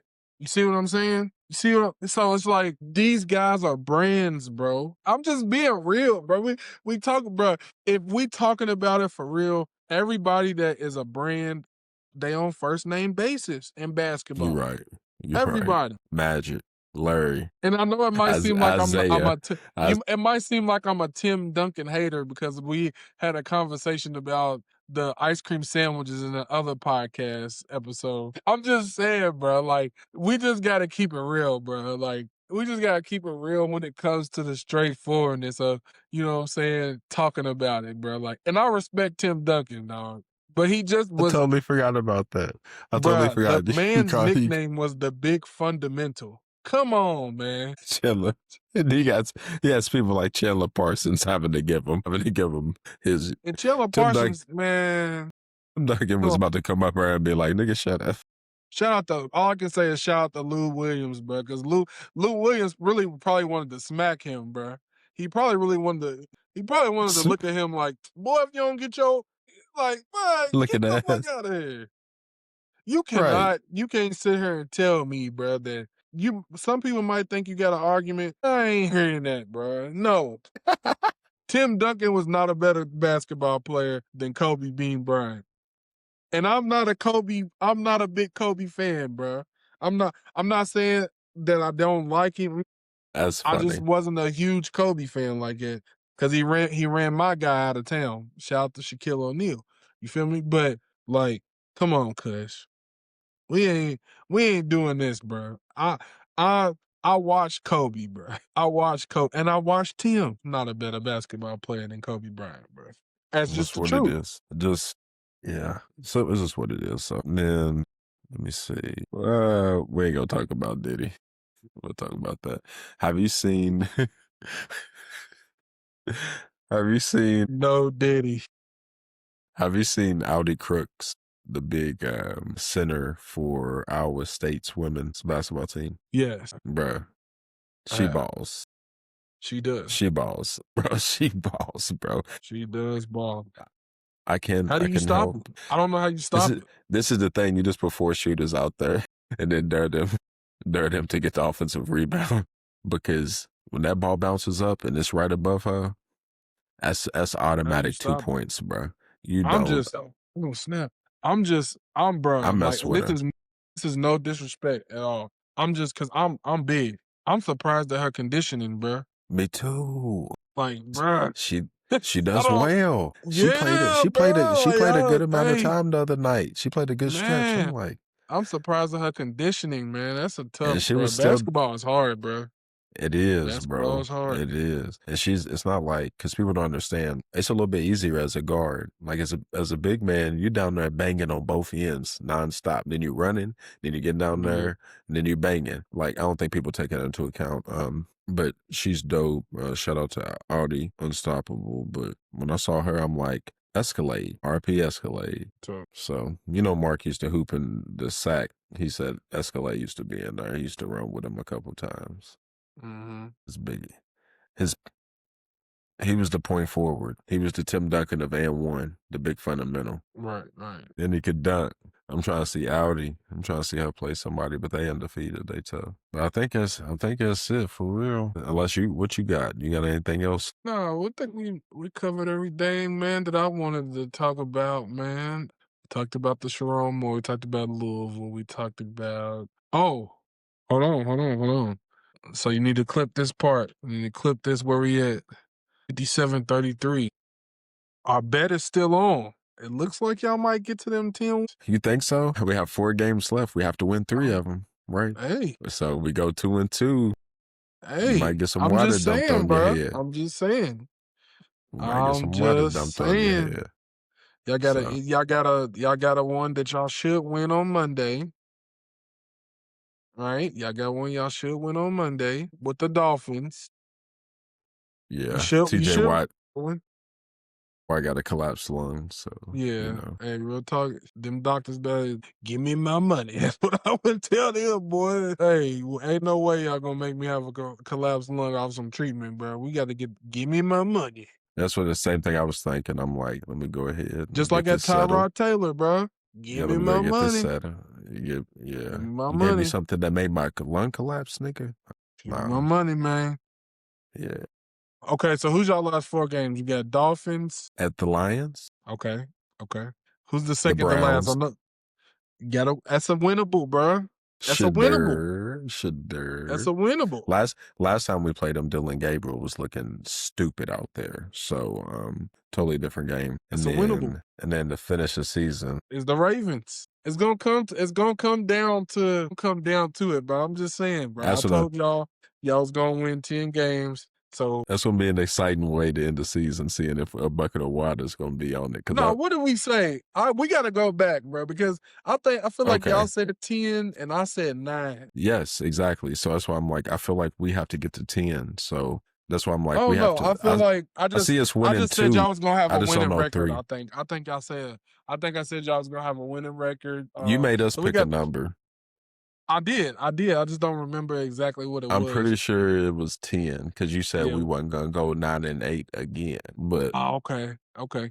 I I, think we that's what it is. we gotta go back and look, bro, because we got to. That has to be.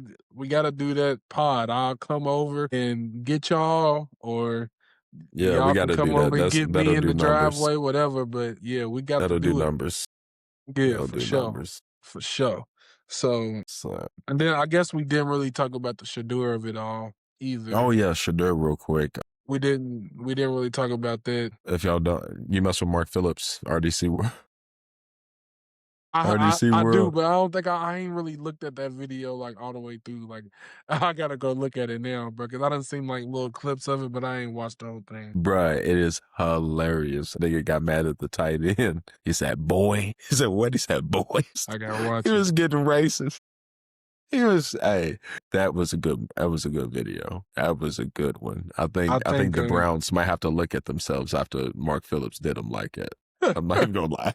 So what do you think? What do you think about like the media and stuff about when it comes to like Shedeur? I guess. What do you think? Because like I seen one of the guys like this a Browns. He's like a Browns like super fan or whatever, and he streams the games live and like commentates the games. I can't think of his name right now, but he comes up on my algorithm on Facebook all the time. Like they didn't. Why haven't they interviewed Dylan Gabriel when he's a backup? Why didn't they interview Dylan Gabriel when Shedeur was named the starter for the rest of the season? Why does Shedeur have to get why does he have to be humble and like be better off the field? He hasn't done anything off the field but get speeding tickets. He's not asking for y'all to come interview him. Y'all came and interviewed him when he's at his locker. And when he's miming and not saying something like, yeah, that was immature of him, but it's like, that's better than him saying some shit that would get him into trouble. Because Yeah, yeah, yeah, yeah.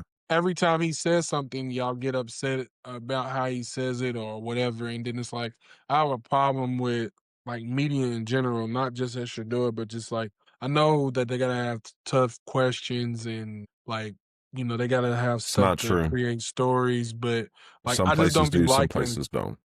I don't be liking how the media just be fishing for wrong answers so they can like create a narrative.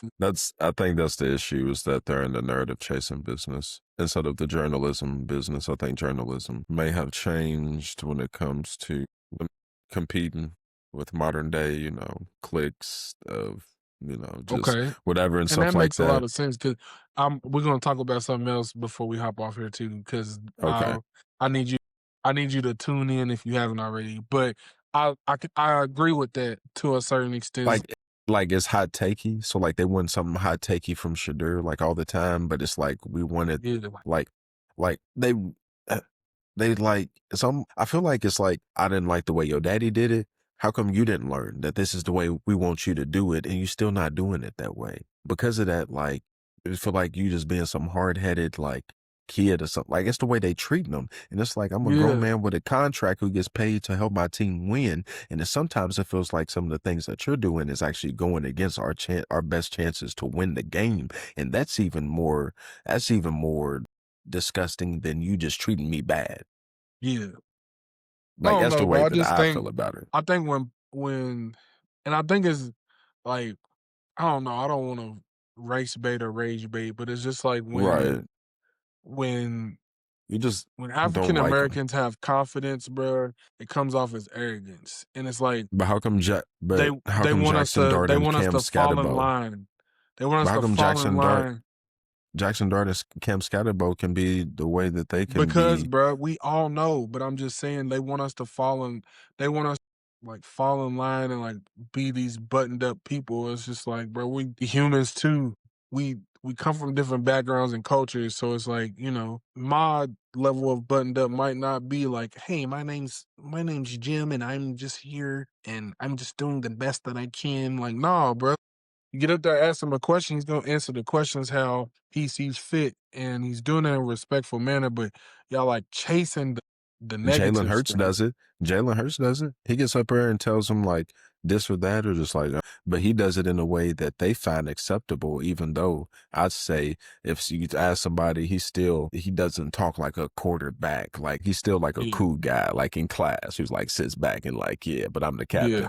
It's like when really I want him to be, more of the traditional mode. You know what that means? You know what I'm saying? So yeah, it's yeah. like that's weird. I It just gives feel off like like weird behavior. it's just an unfair thing for like, and it's crazy because like we are the majority now in the NFL when it comes to the quarterbacks. Like almost, like you got Jalen Hurts, you got Dak Prescott, you got Yeah, Kyler yeah, Murray, you got Geno yeah. Smith, but it's like you want them to come up there and and I think And play the game and and play the game, like you said, and play the how, game.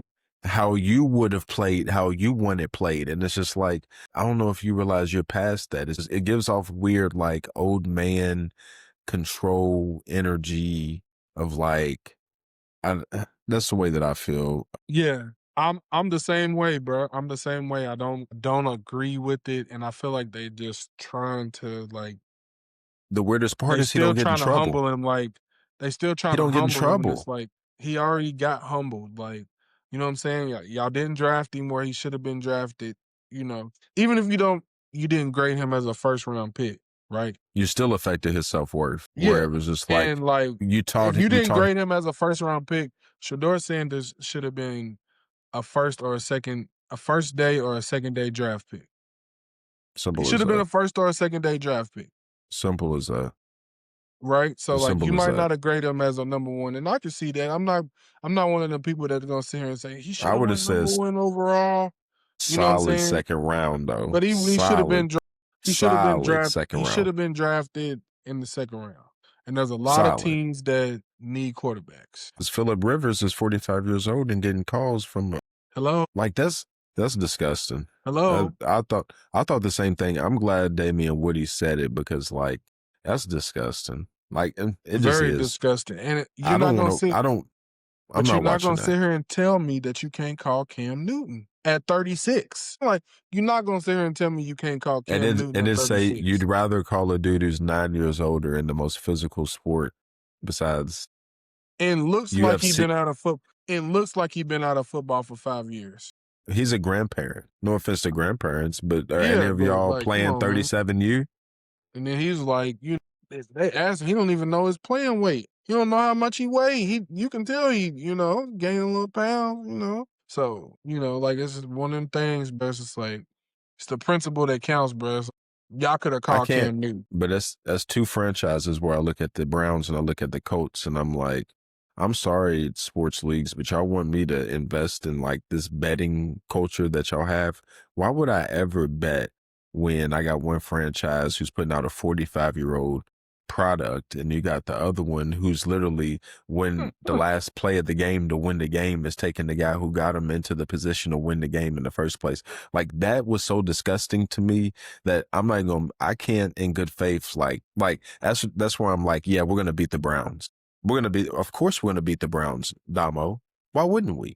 With shit like that happening and Hey, us with a chance to go to the playoffs? We're gonna lose to that? Fuck no, we're not.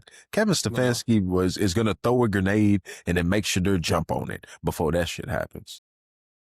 Dang, we didn't even talk about Joe Burrow's comments. Did you hear his comments? Nope, nope.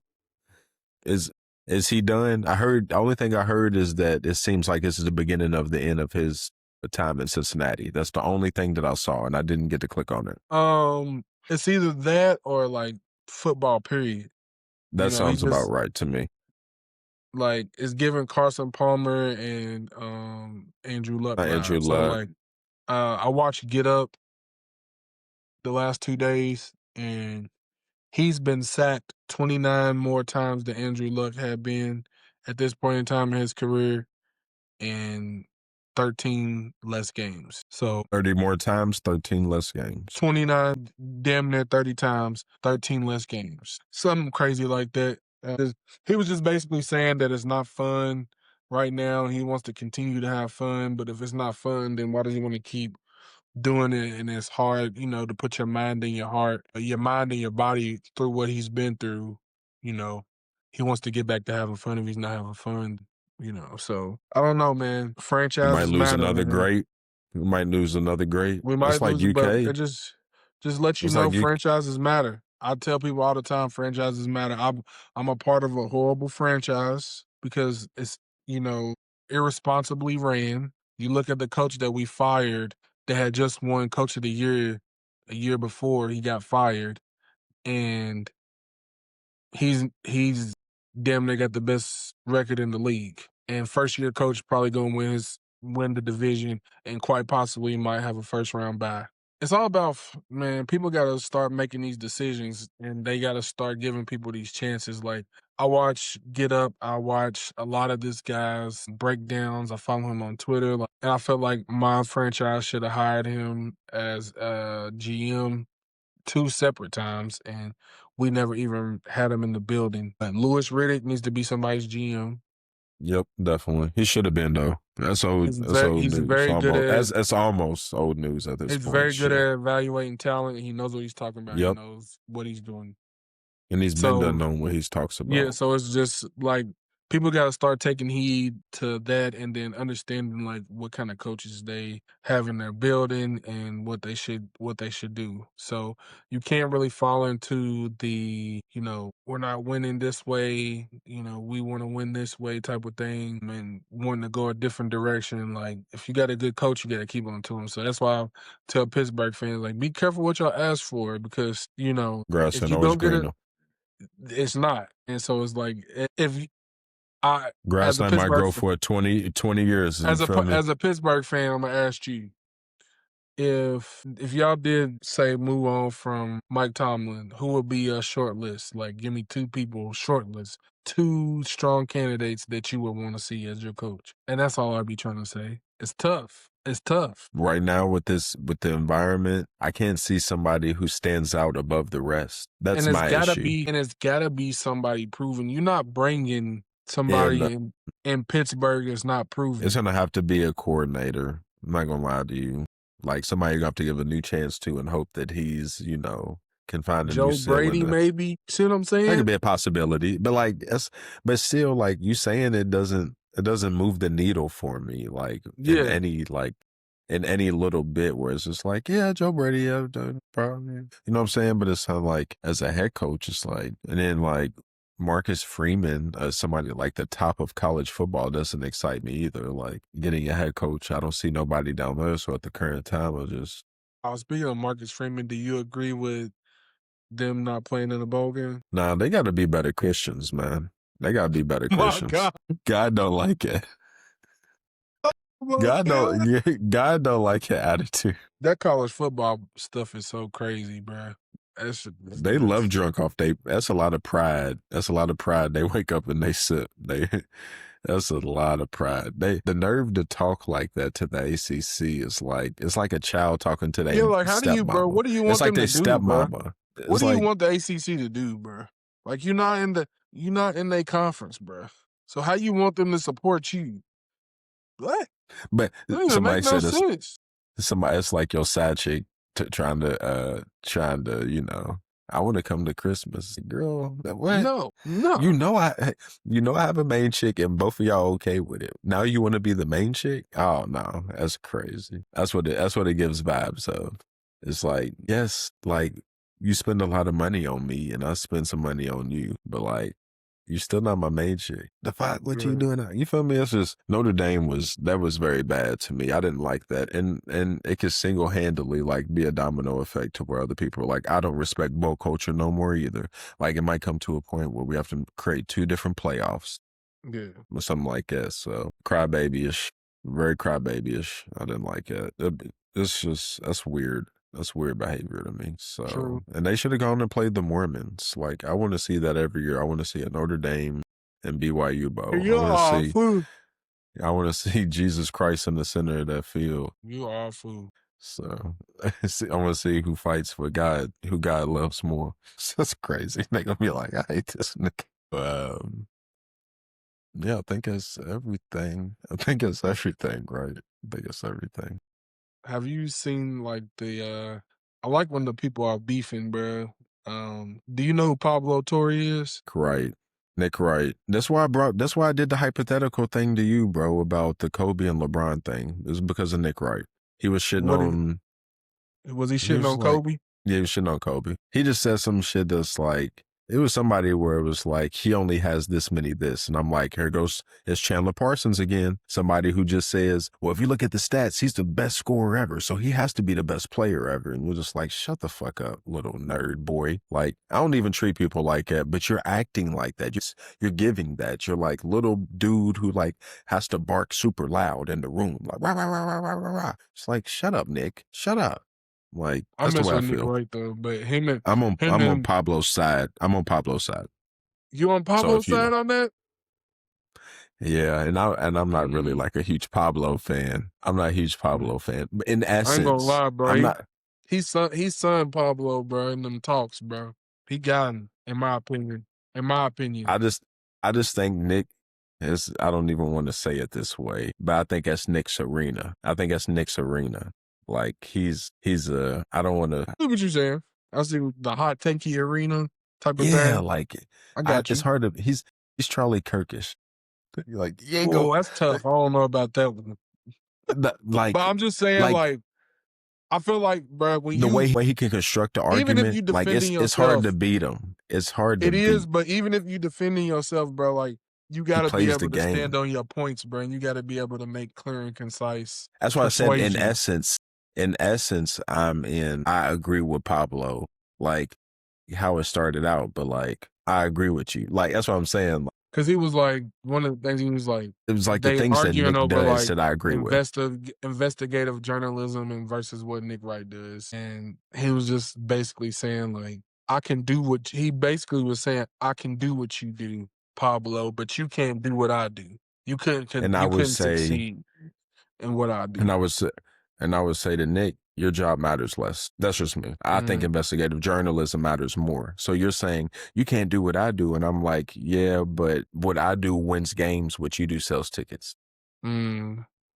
That's why I That's a say, good, like I like that one. in essence, I agree with with Pablo, but like at the end of the day, like if people like hot takey culture and Nick Wright is like Starbucks and everyone gets Starbucks in the morning and it's not the healthiest option, but it's what sells the most.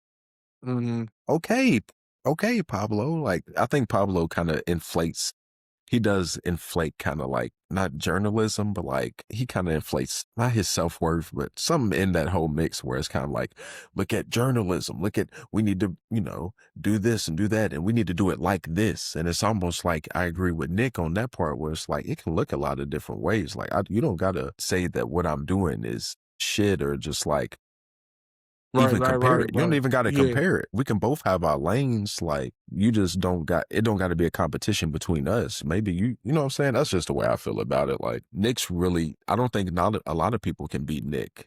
I think he's like a debate king. Like he constructs arguments so well yeah. that like, I don't And want to he's debate him super about intelligent. Yeah. him and Max Kellerman would be fire. And Him that and was Max about to be Kellerman would be, that was gonna be my last thing they'd be that I like Joe Rogan for wanted to niggas. talk to you about was about Max like finally speaking out. And like, so here's my thing about Stephen A. I'm sick of Stephen A. I'm sick of him. I ain't gonna lie. I haven't watched First Take in a We long talked about time. it. Yeah, I know. I probably haven't watched First Take since Max. That's yours, son.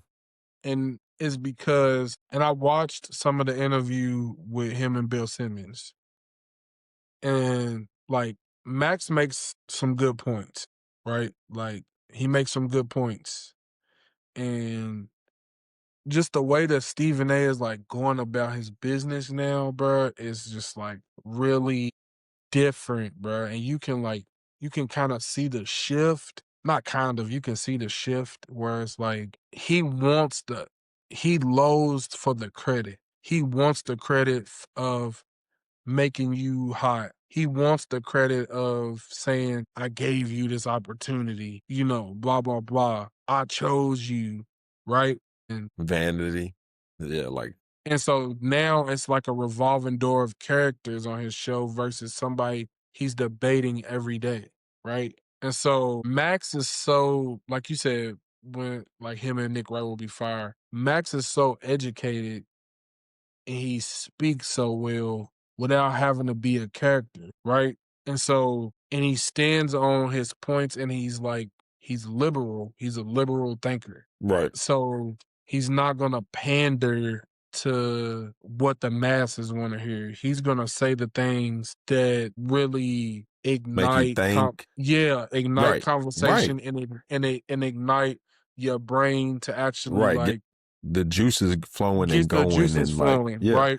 And not And just so, like an like, action move. Yeah. to me, it's like Stephen A. done went around and to all these platforms before him and was like, I got rid of Max. Like, we just didn't click. We didn't work. And so, Damage control. but Max didn't say a thing, bro, for 2 years. He didn't say nothing. He got demoted and he ran his own radio show with Keyshawn Johnson and Your Jason boy. Williams. Yeah. Jason Williams. And like, Yeah. started, bro, that's when my shift started. I started to watch them every morning because I was like, I like the form of the debate shows, but then it's like when y'all start chasing topics and start like trying to find topics or making up stuff just for, like you said, hot takey culture, clickbait, all this stuff. I ain't with that. With the dogs. Yeah, this nigga Leo over here getting old and shit. No, you good. But nonetheless, I thought about this, just an interesting theory that may relate to what you're saying. It's just easier to sell to the masses, and the masses are gonna be less educated. And he kind of dumbed the show down, taking Max off and turning it into more of a look who's on there. What's his name? Mad Dog, Mad Dog. Come on, bro. That's the total opposite of Max, though. That's literally dumbing it down and like screaming, like, barbershop, literal, like imagine we go into the barbershop and we talking about X and O's, blah, blah. Then when you in the barbershop, a couple silly niggas come in, now they all talking, the conversation all slips. It's all a bunch of silly, just shit that we wasn't talking about. And just, I feel like it's that. I feel like it's kind of like you're selling that, though. Maybe that's something that like business, like not business, but like, it's just something that's popular to do right now. Not to make Yeah. it political, but you know what I'm saying? Like, it's just a sign of But the it is times where it's political, like, bro. Like it just, but if it's you're a not good trying to make strategy. it though, It's a you good might not. strategy. It is, but it's just, I don't know, bro. Like Effective. I'm not going to say good. Yeah. I'll say effective. I'll say it. Yeah. like so it's like, I'd rather watch a show like Get Up in the morning now because it's like everybody has different opinions, but it's not like exactly. it ain't screaming and talking heads going back and forth with each other and doing all that. But it's not boring. It is a little exciting. It's not like I wake up and it's just like, it's not like the news, but like it's still exciting, but it doesn't have to not sell its soul to be exciting. But you know what I mean? Change its whole, just complexion of the show just to fulfill something. It's just like they doing them. It feels more of that. So I agree, I agree with you. I'm just like, now that he's probably done getting paid from ESPN and now he's about to start, like, he started working a little bit with, he does like a boxing podcast, and then he's about to, I don't know if you've seen it, but he started a podcast with Rich Paul. Hell no. So, just interested to Is it see like how he bounces back and how he's able to. attack? Are they about to attack the LeBron disinformation? No, I Pushers don't out know. there. I don't know. I don't know. I mean, I'm sure that's what they did. I ain't gonna lie. They already created some shockwaves on their first episode because it's like, Okay, I'm gonna check it out. I'm glad you it's told me. Rich Paul talking, but he's talking like he's not an agent, and so it's just kind of weird. So he's like, that is weird. it's weird, but he's talking like he's not an agent. So like, he's given like one of the questions that made like sound waves was like about like, can the Lakers contend in the West? He's like, I Oh, don't think he's they can. wilding. I He's don't think they wilding. can. He's I don't wilding. think they can contend with their roster. But it's like, bro, you have He's you have wilding. your biggest You have client you're is on that wilding. team. You're wilding. I would So never do that. I would so never do that. I don't As an know, bro. agent, if I was an agent, I would never do that. I don't know. I like the way that media is like becoming and like people are like able to create their own narratives but I don't like when journalists or talking heads get offended when people are doing media. Like it used to be just I would have to shut up and dribble or shut up and catch a ball, but it's like, bro, if you're gonna say something about me, like I got the opportunity to say something back if I want to.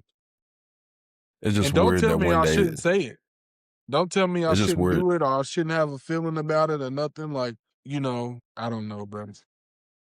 It's weird that, you know, the home team controls their social spaces. You know, you walk into a certain part of the school, the mean girls is here, the people here, the people there. So people like control their own social spaces. So it's crazy that there's $1 million, $100 million industry on literally just talking about my life and creating profiles and, you know what I'm saying? Like all Yeah, about just me. But you get mad when I come into it and I have any part of ownership in it. That's crazy. That's a crazy person trying to make money off my name, but don't want me to have a say in what my name what's being spewed about my name. It's yeah. like this day was coming. Y'all just knew that. Y'all knew it was coming. So yeah, I like the new wave too. I like the way it's transforming. I'll just see where it goes. I don't know about agents Sure. talking about their clients not being Contenders. contenders. Yeah, it's kind of rough. That one's crazy. If I'm LeBron, I'm looking at a new agent. I'm keeping the friend, but I'm looking. I was playing. I Hey, was just so playing. you might not have this on there, but like, do you like Acho? Do you like Emmanuel Acho? Fuck no. And I got his book. Do you think I like that nigga? I was just asking. I was just asking.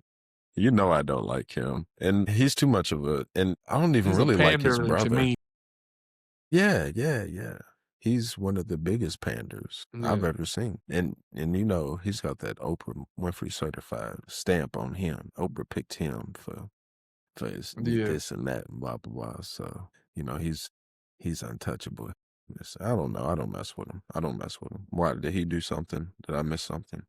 Him and Matt Barnes are going back and forth again because they got all the smoke has like something called Unplugged, and he called Emmanuel Acho out for like you know trying to switch up and on Shedeur and all this stuff, and then they just going back and forth. Why is But he trying to switch up he's on trying to get Shedeur? his show off the ground. So it's all that stuff is I don't know if it's real or you just trying to get your show off the ground because he got he got a show now. He's got like a YouTube show podcast. It's called Speak Easy. So Mm-mm. it's kind of like Nightcap a little bit, but they sitting Of down in course, they sitting down on like the a actual Speak Easy. speakeasy. Yeah. Yeah. And it's like him and sometimes it's TJ Houshmandzadeh and LaShawn McCoy. With who? Emmanuel Acho. Why? Because he don't got no job no more. Well, yeah, I forgot. I don't know. LaShawn McCoy, he do be bouncing around. Wasn't he on Skip Bayless for a second? I think he was for a little bit. I don't know, bro. I don't know. I can't remember if he was or He not. ain't mess pretty just for like a little bit. So something like he'll bounce around. LaShawn, he wants his paper. But yeah, it's all interesting. All Mhm. interesting, my guy. Well, shit, I think we did our due diligence on this episode. We gave y'all much more than was on the docket, so I don't want to hear For shit. sure. We gave y'all bonus content. You feel me? So appreciate y'all for rocking with us. ODD, BA, double L's, hold your L up all day long. If you're feeling real friendly, hand one off to a Memphis fan before they leave. Signing off.